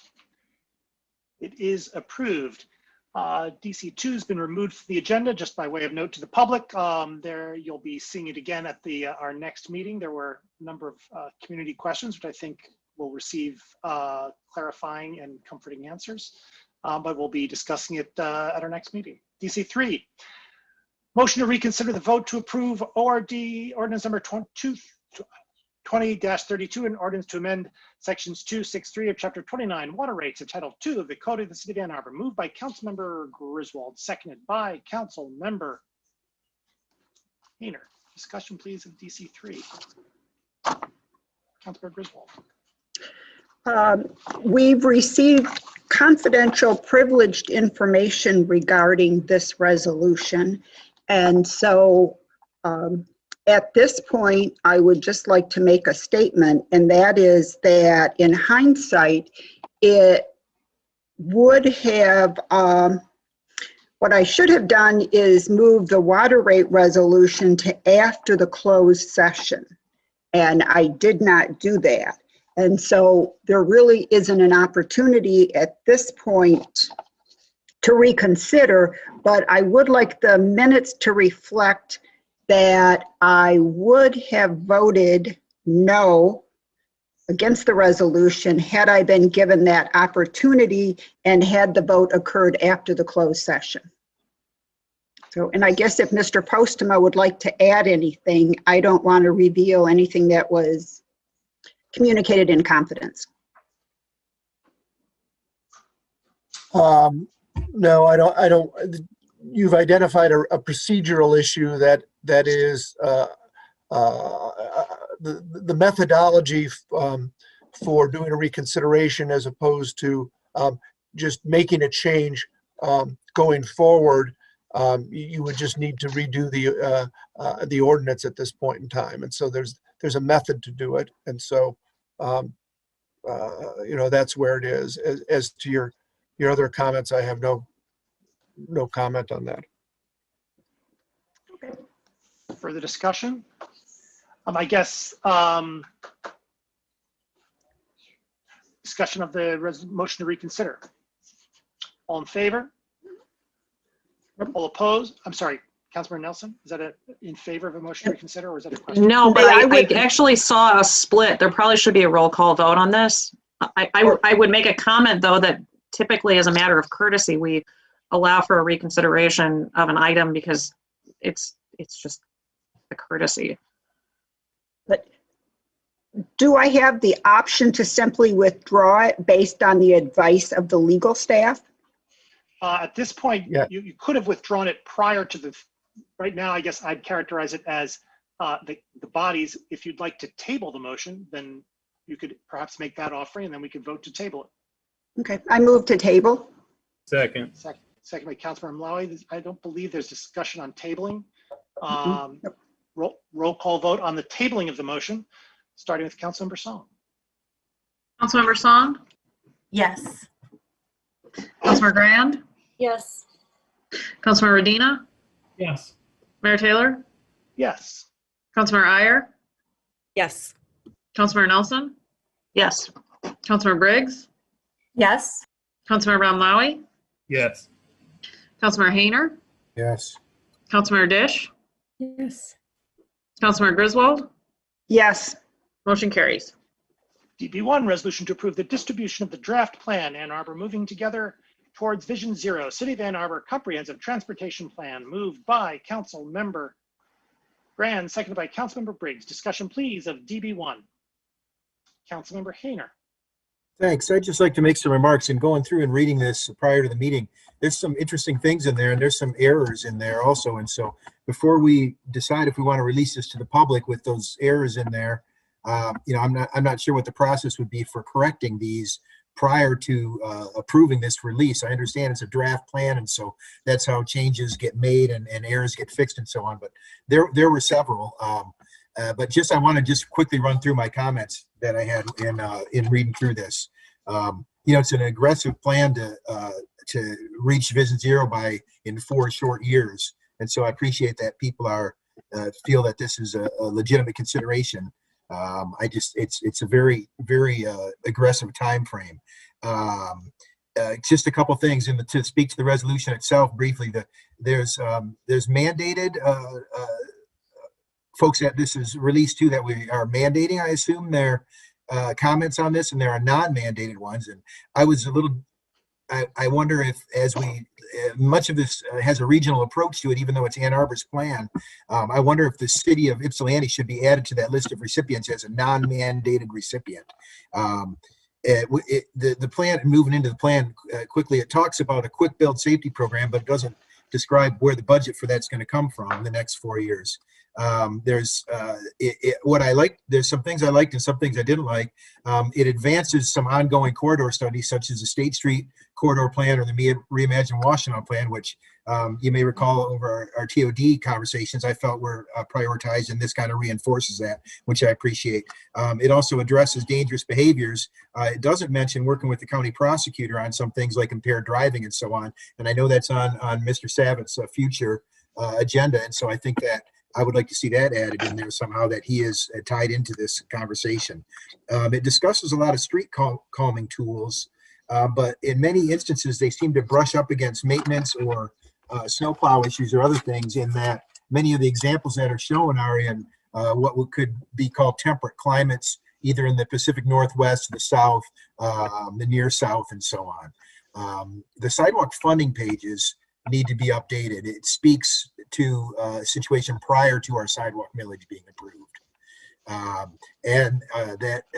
Consideration of that, also sidewalk gaps are out of date. Overall, we mentioned that. I'm happy to see that they talk about scrambles in there, which is something I've been advocating for quite a while. Unfortunately, when they describe some of the actual intersections that have crash issues and crash priorities, Liberty and South Division, which I always thought would be an awesome situation for scramble, that was not included as that. So they didn't really have an example of where they might use that, just that it's something that works. And I think Liberty and South Division is an awesome opportunity to create a scramble here in the city in a downtown heavy traffic intersection.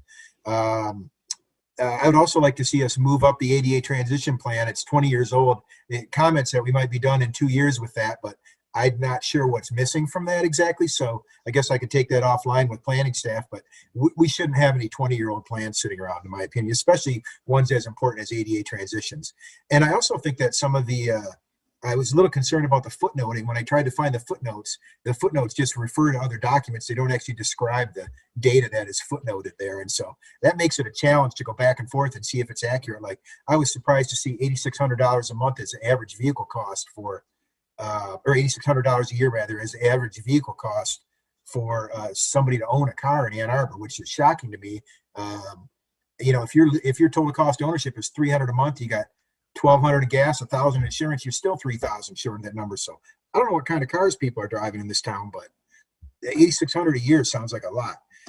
And I'm also concerned about the emphasis on some. You're at 3:30. Okay, somebody else can talk and I'll come back. But I guess my question for staff would be, how do we correct these before we release this to the public or shortly thereafter? Mm-hmm. I guess let's have staff run with that question, then we'll go on to Councilmember Griswold thereafter. Mr. Hess? Yes, greetings, Council. Raymond Hess, Transportation Manager. I think the draft that you have before you is, one of several different iterations that have been out in the public, and you're right, it's kind of always changing over time. So, one of the things that you cited was that the sidewalk millage is not reflected. This draft was the mid-November draft, I think is when it was published. And so it's gone to the Transportation Commission, the Planning Commission, and now is before you at this time. We have tried not to make any changes from those different public body meetings because we wanted the draft to stay consistent so that we could get those, comments, that input. We are still taking comments on the draft, but we just have paused making any changes just for kind of version control. So then that way, if people refer to a page, the page is consistent, throughout, that comment period. I don't know what the precedent is in terms of whether it should be, if there are, I would imagine scrivener's errors, things like that are things that we could change. But things that would, substantially change the policy or intent of the document, we'd probably want to hold off on that until we get all those public comments in. So if you'd like to send staff, the list of comments that you have, we can kind of go through and make the changes before it's released, as long as it, doesn't substantially change kind of the formatting or the intent of the document in its current form. But again, I do want to emphasize that the draft that you have before you is just a draft, and the final version that will make its way before you before adoption, will be updated and changed to reflect, kind of all the final comments that we've heard. So by what so when we release this to this list of municipalities, the SEMCOG and the university and so on. And then there is a process by which they can make written comments, and those are taken into account and accounted for somehow and put in the footnotes or an appendix to this document or something of what the various organizations felt was appropriate, inappropriate, good idea, bad idea, whatever their take is on it. Yeah, yes, that process is actually prescribed in the state legislation that governs how communities draft and adopt master plans.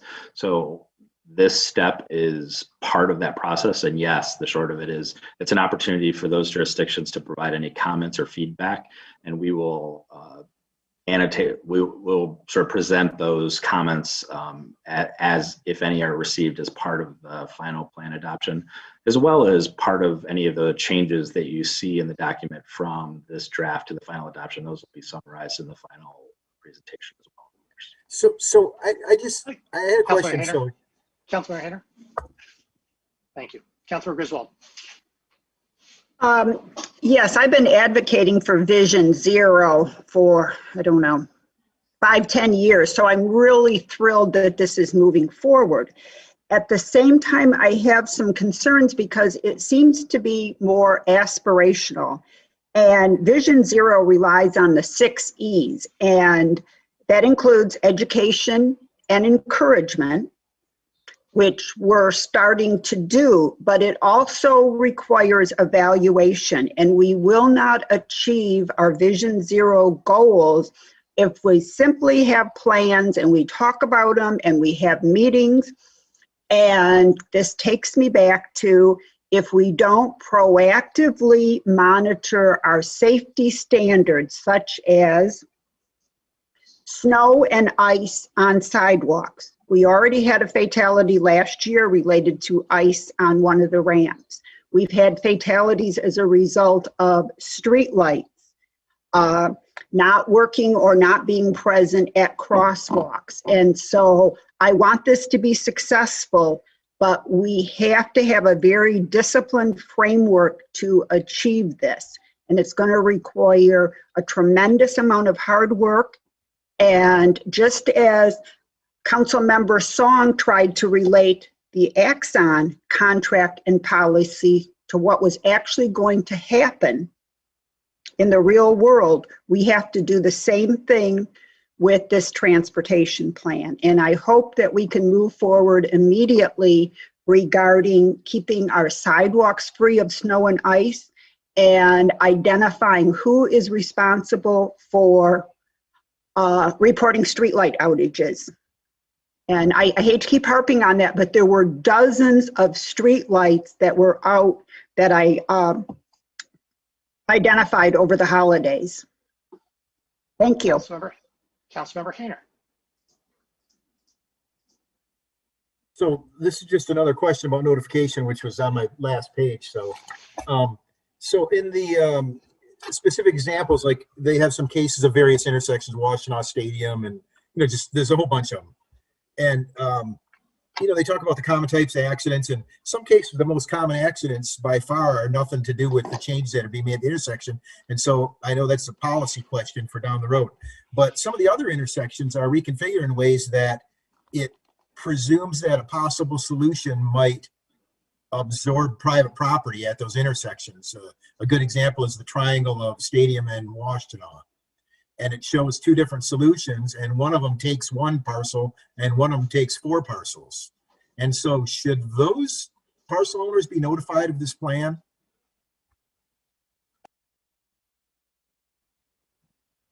Their properties are directly mentioned and outlined in red on these drawings that are in here. And that's just one example, but that's the one that has the most parcels. So when is the time to notify folks that their private property might be under consideration for whatever the process would be that would take it away and make it a roundabout? Right. So I think what, if I'm following the point of the plan that you're mentioning, there are safety corridors and safety intersections that are identified in the plan. And so they're broken up into tier 1 and tier 2 to kind of identify, for lack of a better term, where there are kind of hot spots. And so the idea here is looking, and this is a very data-driven plan. So the idea is looking at the data, looking at the crash patterns that are happening at those intersections. What are some of the countermeasures that could be deployed to address those? Now, this is a planning level document, so this is not an engineering document. This is looking, at a system-wide level, doing a scan of the entire system, looking at all the crashes, where there are opportunities for improvement. Because this is kind of that high-level planning document, we do not yet know, which properties would be impacted. They're identifying some of those properties, I think, as, possibilities, but I don't, over time that may change. There might be other solutions that can come forward when we move into an engineering solution. These would have to be programs in the capital improvement program, especially a major project such as that. And at those times and those checkpoints within the project development is when we would start to engage residents, we would engage the community, we would engage the property owners. And so that would be my expectation in terms of when we would, reach out to property owners, especially those that would be directly affected by a project. Okay, so like specifically, generally there'll be some, I assume this will go through the same PR procedure that any other release of a master plan document would, where the city makes a general public notification that this is out there for a public comment period, in keeping with the master plan guidelines from the state, right? So that's correct. So there'll be an opportunity for any city resident to opine on this. That's correct? That's correct. And yeah, I mean, the document is publicly available now for anybody, and we've been kind of circulating it through several different public engagement processes. But then Mr. Leonard can probably chime in too, in terms of there are several other points in the process still ahead of us that will allow the residents of the community to provide comments as well. Yeah, specifically, any residents can provide comments during this comment period that other jurisdictions have as well. And then, of course, there will be public hearings of adoption and consideration at both at the Planning Commission. So there's lots of opportunities, but that's exactly the intention of this period. We've done the policy work. We have reflected what we've heard from the community as far as priorities, approaches, explored creative ways, perhaps new ways to solve in response to some of those problems. And so this is our opportunity to share those thoughts and ideas with the public. We're going to hear all of those comments that we hear over that time period. And then that draft is going to be finalized either with modifications or not. Either way, we're going to summarize those comments to you. Well, first, the Planning Commission is going to make that decision, and then you are going to endorse or reject that at the conclusion of that process. Do you know what that 63 days day is? I haven't counted for. It's from, if we adopt it tonight or release it tonight, it's 63 days from today. We'll provide 63 days likely from the communication to those jurisdictions. So I can follow up with you once we have those dates confirmed. Okay, thank you. Further discussion?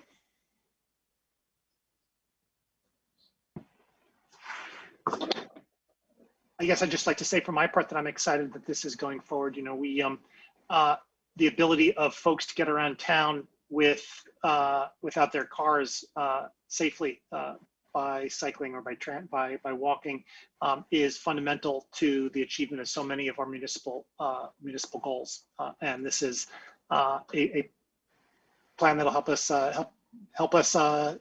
get there.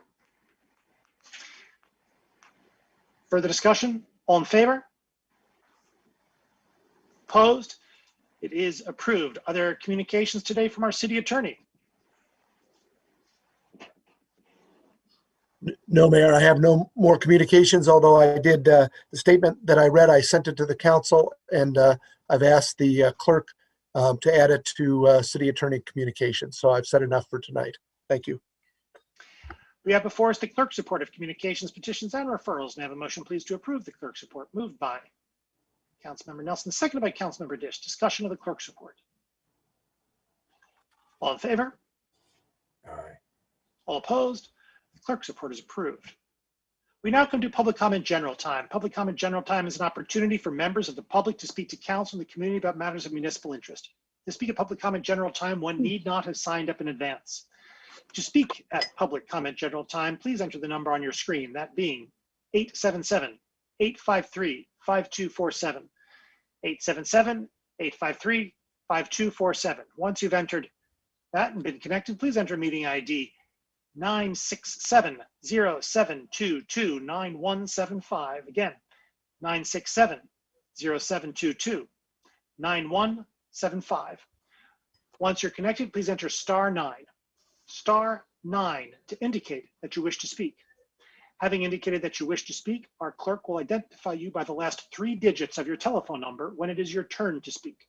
By the last 3 digits of your telephone number. When it is your turn to speak, you will have 3 minutes in which to speak. So please pay close attention to the time. Our clerk will notify you when 30 seconds are remaining and when your time has expired. When your time has expired, please conclude your remarks and cede the floor. Is there anyone who'd like to speak a public comment? If you've dialed in, please enter *9 to indicate that you wish to speak.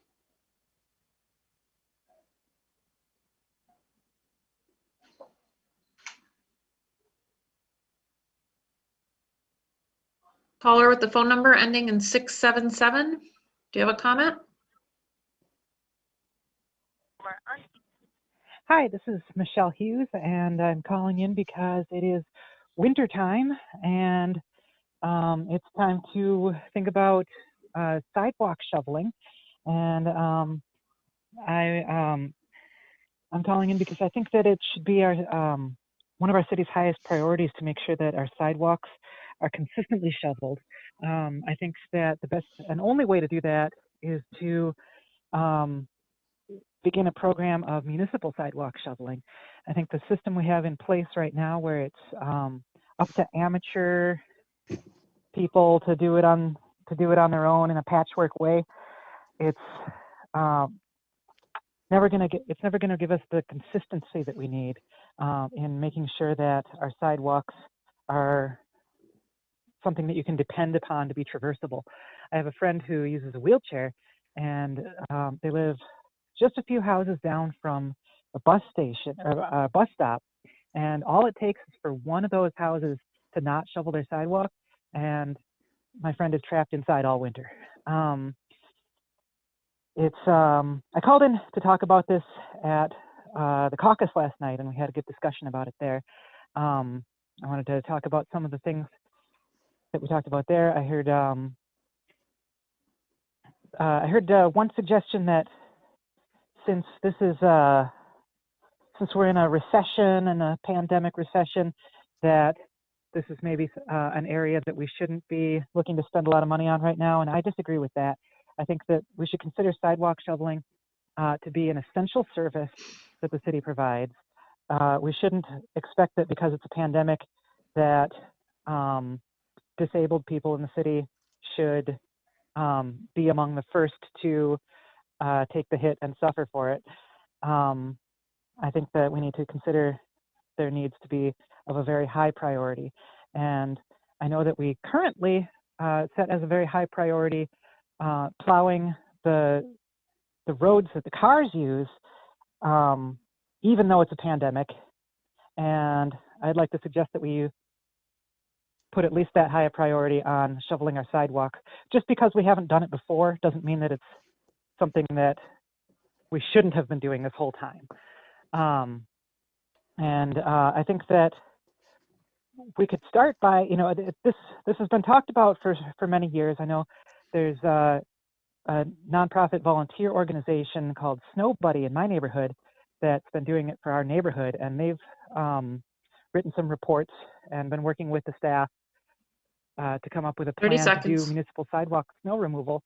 I want to see a resolution that could be passed even at the very next meeting saying, hey, staff, write us a thing that could be put on the ballot, a millage proposal that could be put on the ballot at the next opportunity to get the money in place. Put a deadline on there, say, staff, write us up this millage proposal, and give them the time to do it. But it's something that we need to start addressing now. We've been doing inaction too long. Thank you. Thank you. Caller with the phone number ending in 936. You can unmute your phone. Caller 936, do you have a comment? Hi, this is Zachary's story, and it's rather unfortunate that Jeff's box is blank right now. Oh, there you are. I'm calling for your resignation, Jeff. It's not something that I do lightly. As you know, I've been following City Council for about a year and a half now, and I'll go into just a little anecdote about my first City Council meeting that I came to. I came right in when Jeff was absolutely lambasting MLive, and in particular, Ryan Stanton, the political reporter for City Council. And under our First Amendment of the United States, we have the freedom of religion, freedom of speech, freedom of the press, freedom of peaceable assembly, and freedom to petition the government for redress of grievances. And recently, you've also violated or suppressed, attempted to suppress this freedom of speech and the freedom to petition the government for redress of grievances when you use your seat of power to target residents, concerned citizens. You know, we don't have any power except our 3 little minutes here. And yes, we have things to be angry about, and your job is to sit there and take it and reflect, and if you're good at your job, to integrate that into your thinking. And authoritarian regimes, fascists, do exactly what you do: attack the press, attack speech, attack individuals' rights to speak out. And no, this has nothing to do with your house, even though that is an interesting story that I hope continues to develop. This is all about the First Amendment. And I take this very fucking seriously. And to 30 seconds. see you again and again and again and again and again and again and again attack it and undermine it, it's unacceptable, and you have no fucking business being up there. Resign. Now. Thank you. Mr. Mayor, I'm going to call a point of order. I'm going to ask that you make a public comment on the use of language that's in violation of our council rules. It's not prohibiting someone's speech to ask them to follow the rules for speaking before this body. Councilmember, we have communications from council after public comment. Can we get the order is made when the violation occurs. What is the alleged violation? Obscenity? Use of obscene language is a violation of Council Rule 7. That's not true. Yes, it is. Mr. Postema? There are larger issues than this that I can brief the council on, but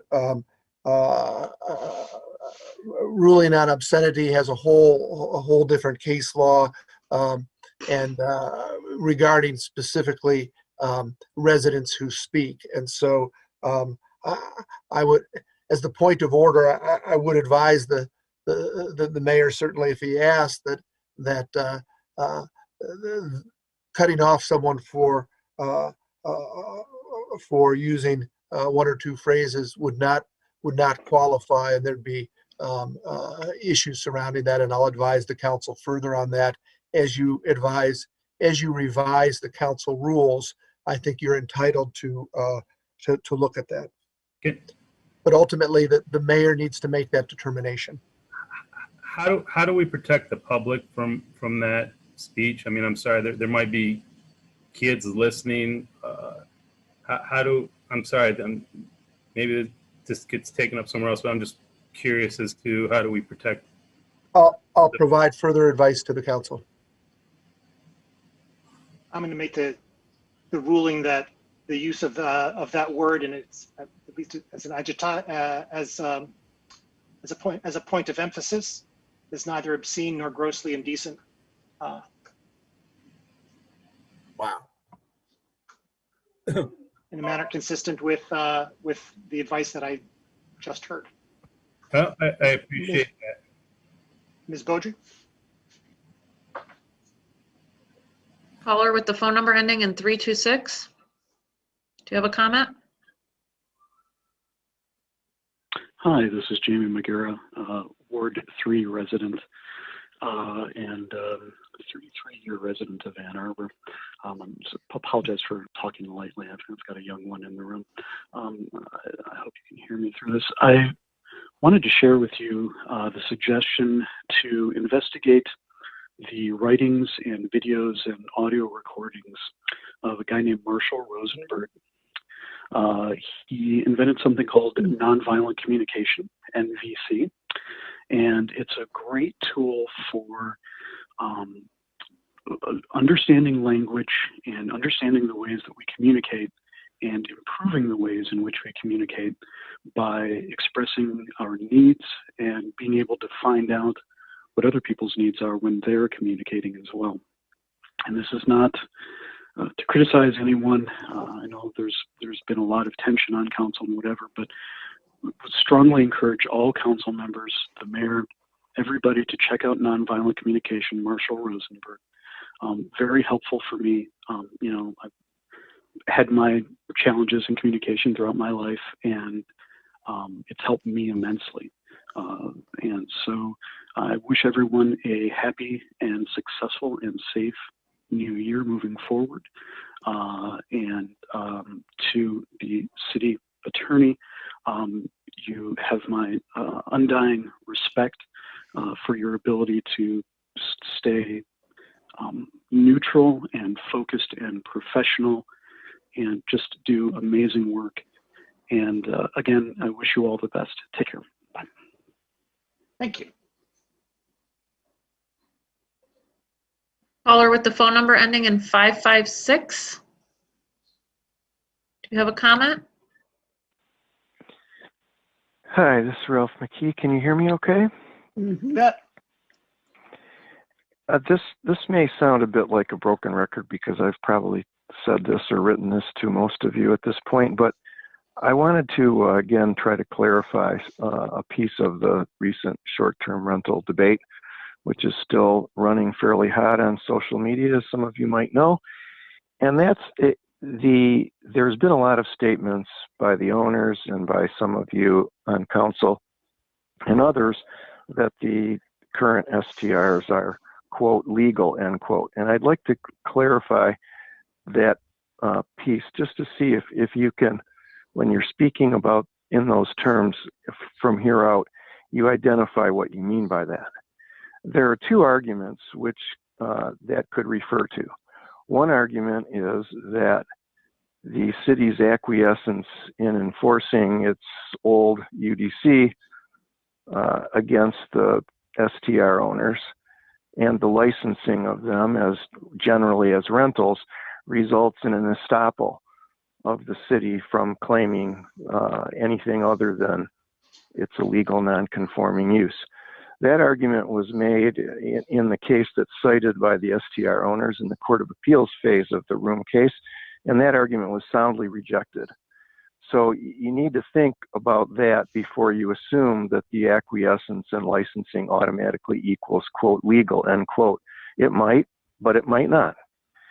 The second argument is whether the old UDC provisions do indeed bar the short-term rentals.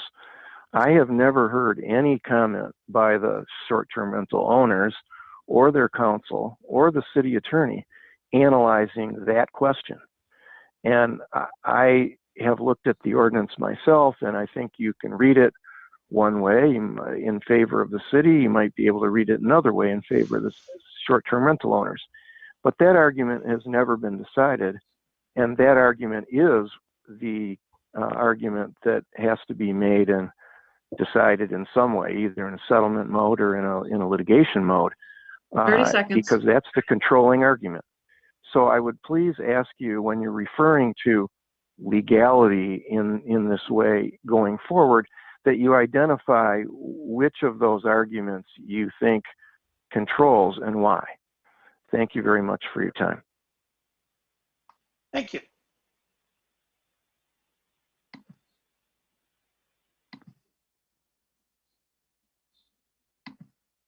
Caller with the phone number ending in 205. Do you have a comment?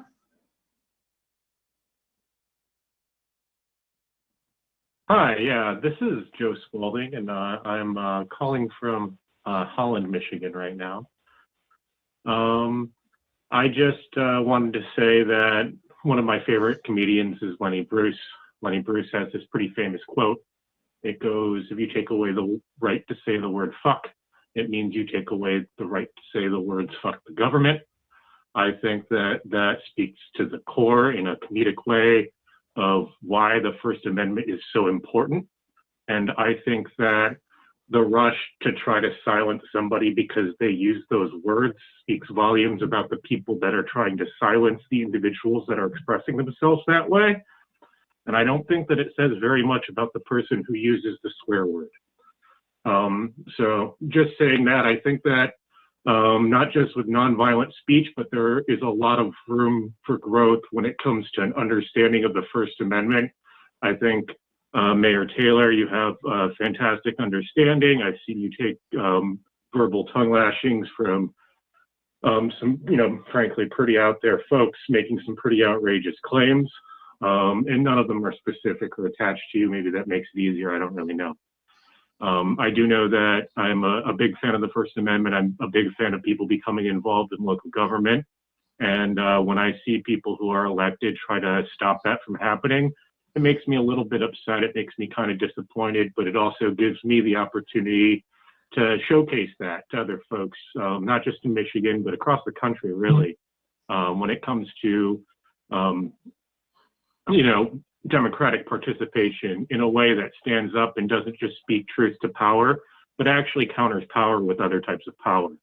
So to that end, I just want to make sure that we keep inviting folks to join up on Twitter in the conversation at the A2 Council hashtag. And I'm starting to broadcast these meetings, and I'll be doing some meetings from some other city councils live as well. We've got some pretty, frankly, reactionary understandings of housing that are familiar on this council. Was dismayed to hear some of it kind of taken not seriously. The reality is there's longstanding segregation in every major metropolitan area in this country, and we need to fight that back, and that includes the entire zoning conversation.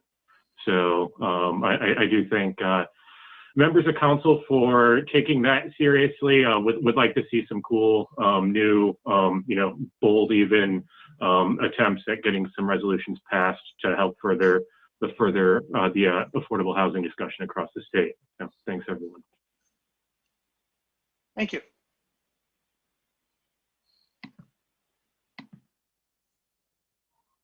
Mayor, there are two other callers on the line, but they don't have their hands raised. Any of the callers wish to speak, please enter *9 now.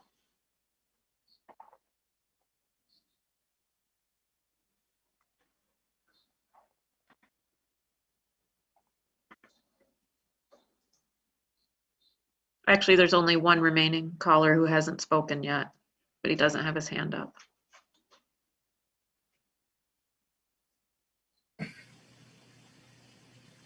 Seeing no one further, public comment is closed. Are there communications today from council? Councilmember Hayner. I don't know if y'all can hear me.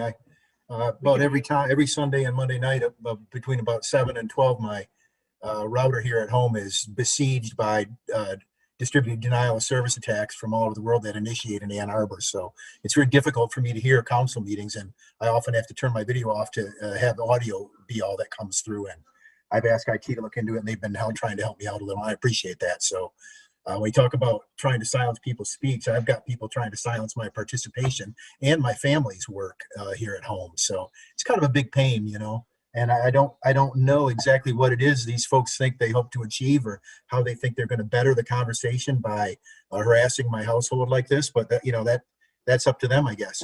And I'd also like to point out that it's my understanding when I read our council rules and our city charter and the OMA Open Meetings Act, that speaking before this body isn't a right guaranteed under the First Amendment. It's a privilege granted by the rules of this body and the rules of the state. And there are rules for the way that you address this body. And, it's all well and good to dance around the language, but I think that we would have a better relationship with our community if we all respected those rules and if those rules were kept by the chair. And so when we have people calling up here, and we've had complaints of saying my kids want to watch this for school or whatever. Well, I'm sure that kids that are in high school have heard these words before. There's no doubt about it. But it doesn't mean they have to hear it in this context, and it doesn't mean that we can't enforce our council rules and continue to extend that privilege to residents, that they get to speak to this body in a carefree way, you might consider. At this, the school board has done something terrible with their public speaking. They allowed a designated amount of time, and they divide it by the amount of people who show up to speak. And so you may have one may have something very important to say on an issue, and they get 1 minute and 5 seconds because there were 30 people that showed up. And that's no good either. We don't want to go down that path. And so I just will say again that speaking before this body isn't a First Amendment right. It's a privilege, and it's a privilege designated by the rules of this body.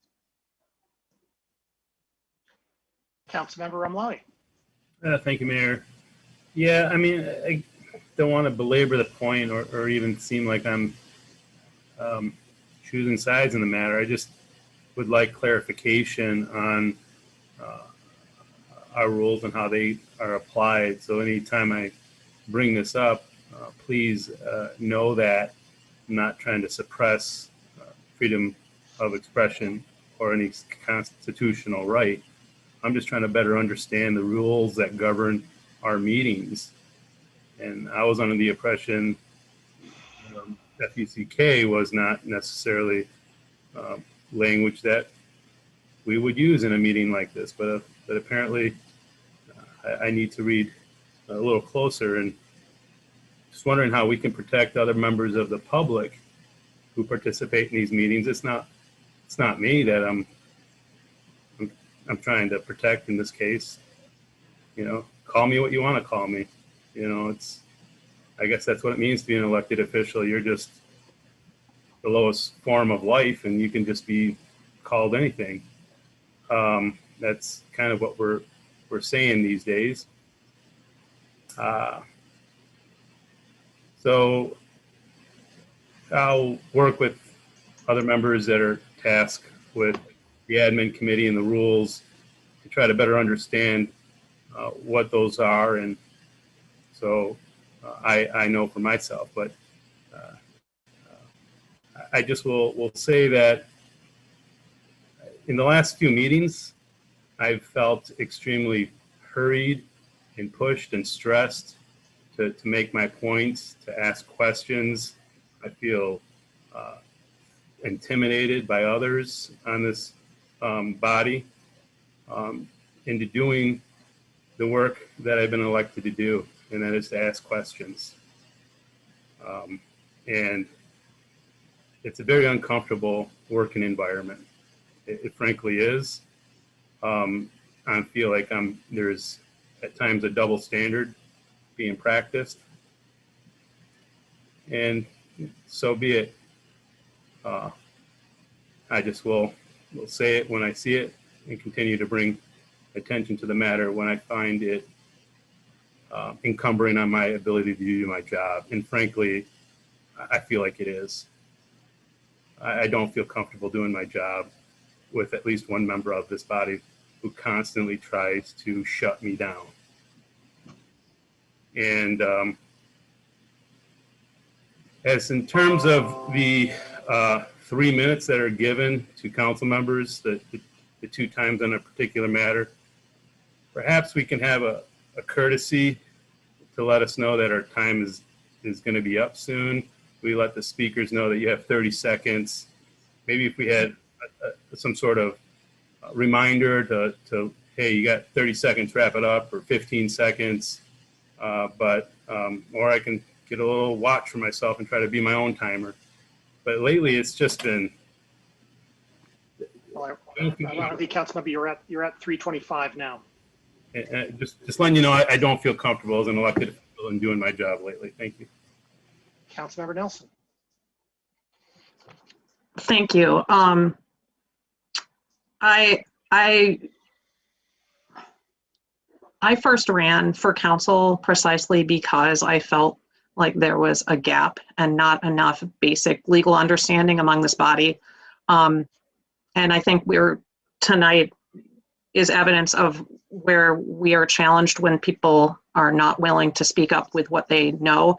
So I look forward to hopefully seeing a memo. I'm going to bring a resolution next meeting asking for a memo with just sort of basic, year one law school First Amendment understanding of how it works. I also just wanted to say something positive, and that is that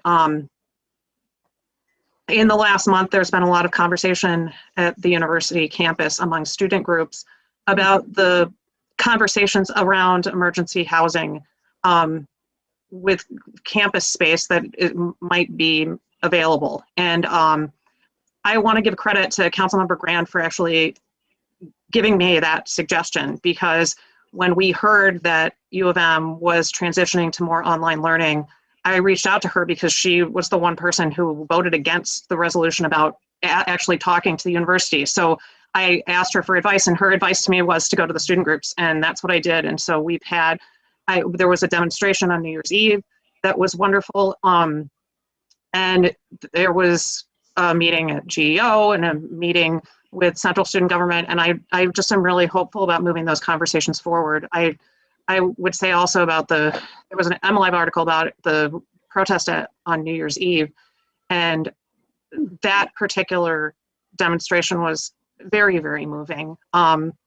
Hearing from advocates who were on the front lines in the spring in trying to cobble together solutions for people who were housing secure when this pandemic started. And I think that a lot of us had different kinds of focuses in our lives going when that pandemic started. I know my focus was on a preschool year that ended abruptly and trying to maintain a connection with like 3- and 4-year-olds via a screen.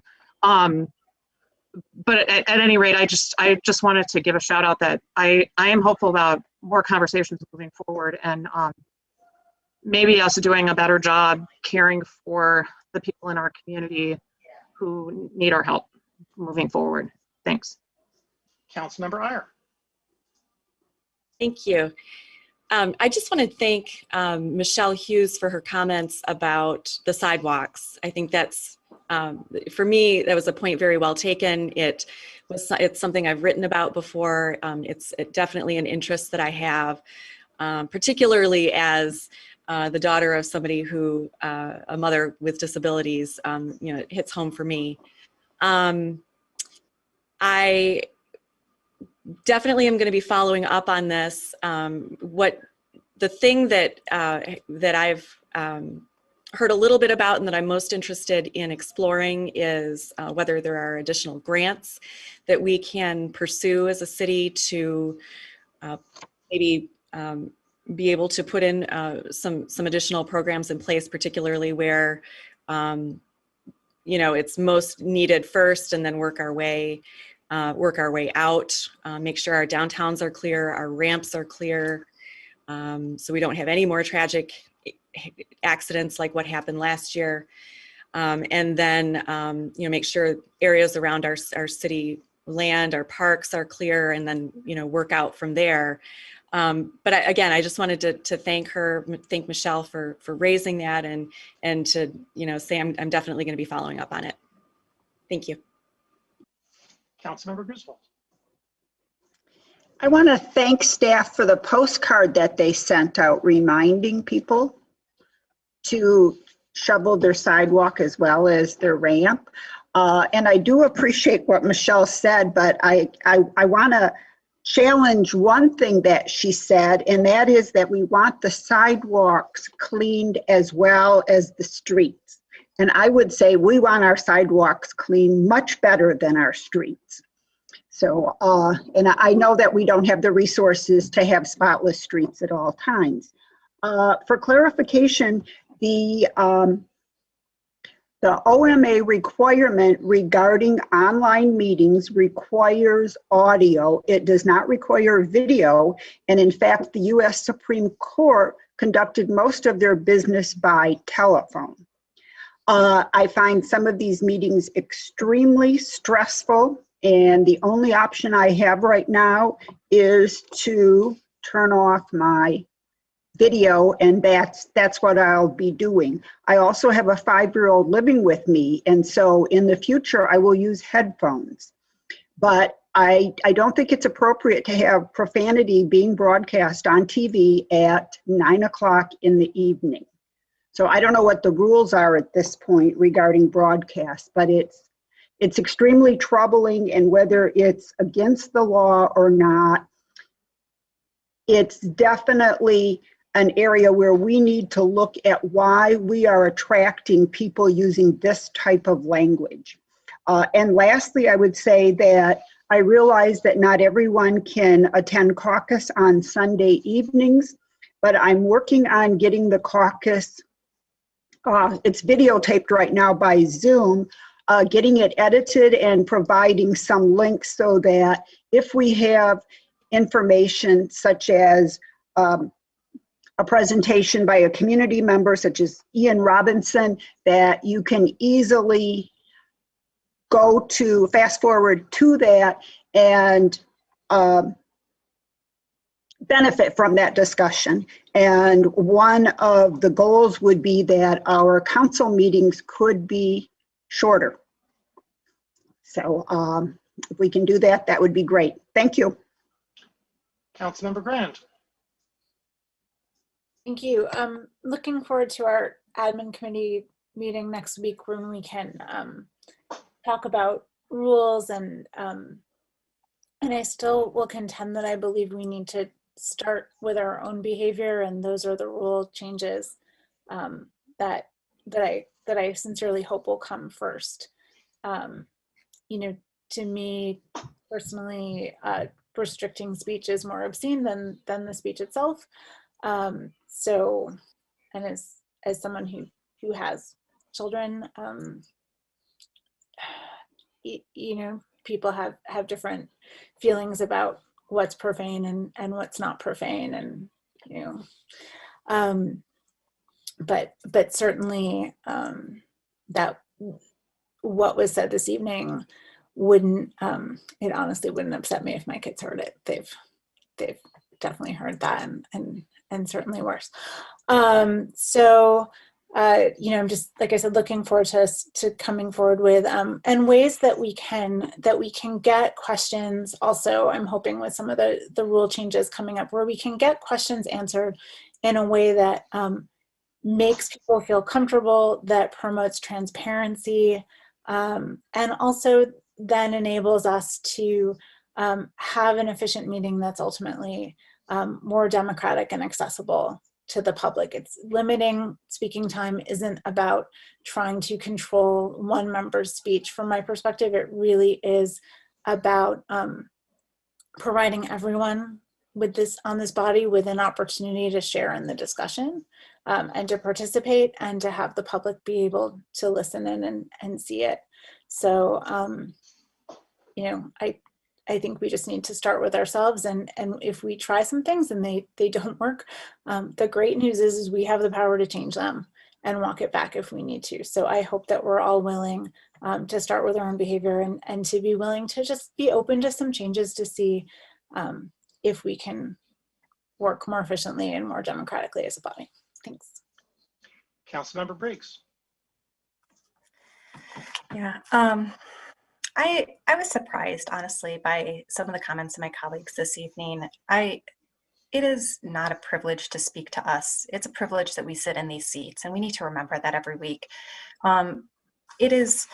We had a commenter calling in and talking about First Amendment and why they felt a council member didn't deserve to sit on this body because they didn't feel like they honored that request and they should resign. We don't have to agree with that statement, but they were speaking about First Amendment speech, and the first reaction from members of this council was to suggest that we should limit their speech. And there's a certain irony with that. We did not, at least I certainly did not sign up for this this job because I thought it was going to be a popularity contest where politicians were somehow going to be loved. I mean, we sit, I think, at the bottom of the totem pole of beloved folks in the society. Now, I am working every day, like every one of you across the screen, to hopefully build trust in local government so that people feel really positive and excited about us. But we do that by recognizing that we're not always going to love what people say to us or about us, but that they have every right to speak to us. And so we need to have a thick skin.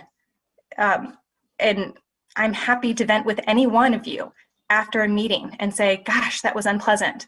But we should not be doing that around the screen. I want everybody to feel welcome to call in. And if they feel like they need to vent against me, they're welcome to do that. That is our role in this community. And to my colleague in the Fifth Ward, I'm certainly willing to work with you to make sure that I think that it's important that we all feel that our voices are welcomed at this table. Any limitation that I think that I would be working on with others around brevity of meetings is really just, as others have mentioned, to make sure that we're not having meetings that go way late into the night. I think there's a lot of solutions to how we get there, and that we should all be talking about that. I guess I'm just a little disappointed by some of the things that have been said this evening. Councilmember Song.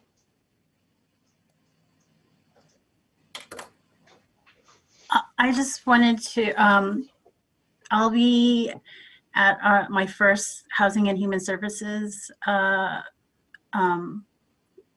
meeting next Thursday with Councilmember Radina. And in preparing for that, I checked in with the county and I spotted their winter warming shelter plan, and I've posted that on my Twitter account at Elsong. I think it's really helpful to see if folks want to start referring folks to how they can access day and overnight sheltering options.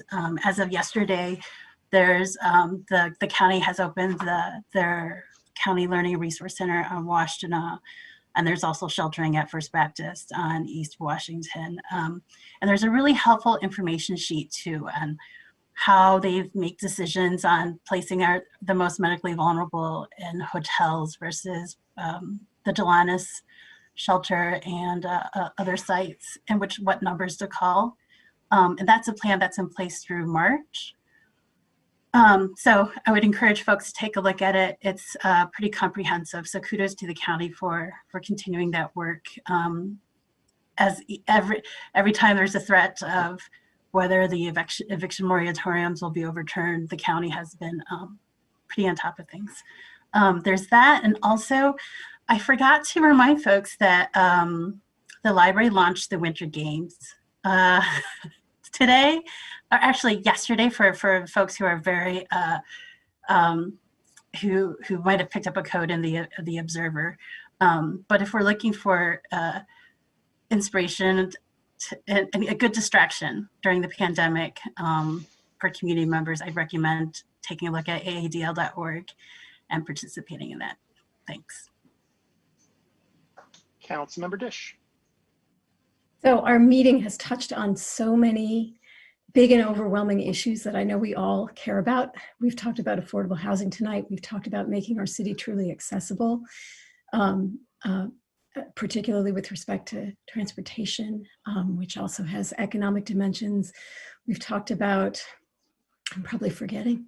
I mean, well, yes, we've just talked about winter shelter. We've talked about many, many, many things. And these are all, and it makes me want to share something that I read today. I'm reading a really long memoir, which turns out to be only part 1. And there was a sentence that really inspired me. And the sentence was, whatever you do, it won't be enough. So try anyway. And that's what I'm feeling like when I think back on all the things that have come up at our meeting. Councilmember Umlai. Thank you. I just want to be able to write my own narrative if possible. And you know, I understand that it's a privilege to be in these seats. And I'm not trying to censor anybody's language or shut down anybody's constitutional rights. But we do also have a duty of protecting our citizens. And that's all I'm asking for, is to have a meeting that does that, so that this meeting is accessible for everybody, not for only the ones who are willing to listen to language that some find obscene. So if we really want to be accessible to all and inviting and make it comfortable for everyone to participate, I think some of these issues that are being raised have some validity to them. It's not a bunch of thin-skinned folks who can't take criticism. It's trying to get this body to function so there's a lot fewer of these commentaries at the end of the meeting, and we can all feel good about what we discussed and what we just did. And I'm sorry for trying to make that a point of consideration. So I appreciate the conversation tonight. And I look forward to obviously more, because it's quite unsettled even at this point. And you know, this new body's only been together for 3 months, and one of the biggest issues I keep hearing over and over again is, let's get this meeting over as fast as possible. Let's get this meeting over as fast as possible. Let's get this meeting over.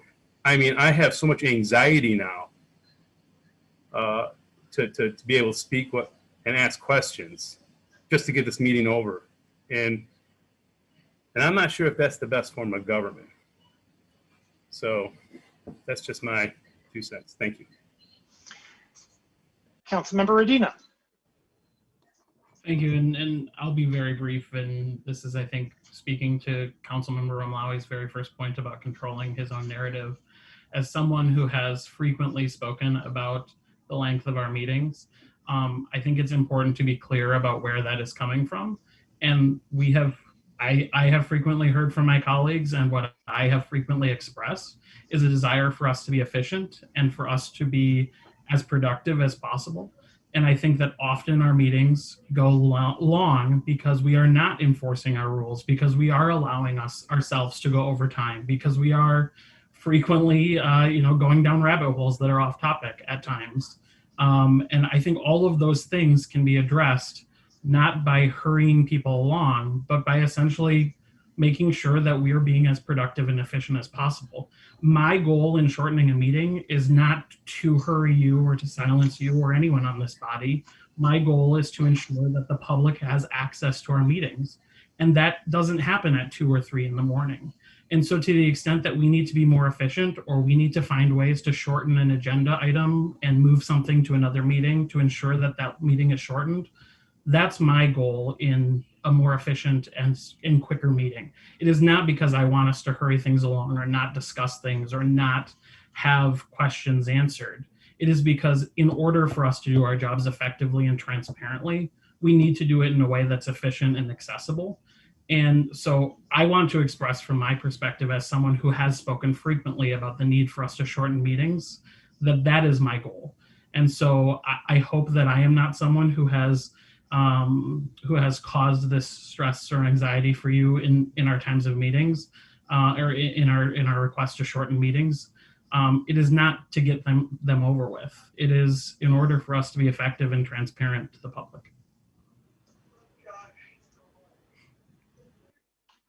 Further communications from council?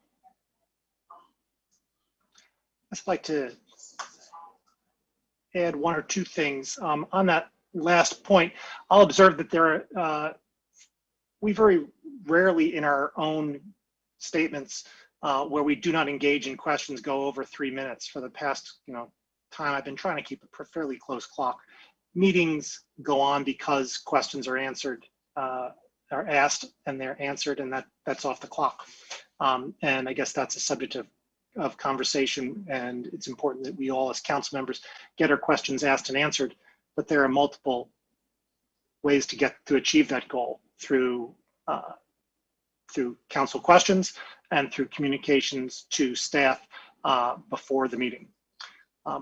With respect to language of public comment, I guess I'd say for my part, I believe that the council rules, and as I hear it, the advice that we've received draws a distinction between profanity and obscenity and gross indecency.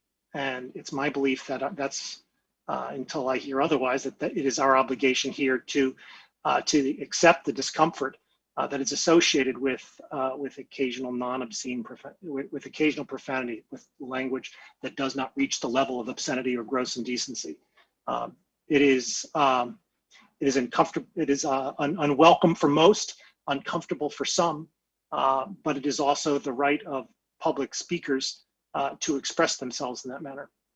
And I guess there's a natural tension there, and it is it's regrettable, I think, that that when public speakers choose to use language that that pushes people away, but the expression in the public sphere is occasionally messy business. And I guess it's something that we certainly will do our part as council members to demonstrate respect for public speakers, respect for each other, respect for staff, respect for members of the public, and I would hope through that example. I hope I included ourselves in that litany. I intended to, and by that example, hopefully move the public debate to that level.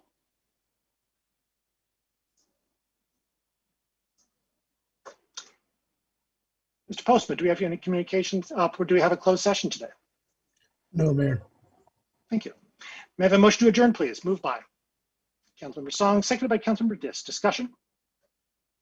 All in favor? All opposed? We're adjourned. Thank you.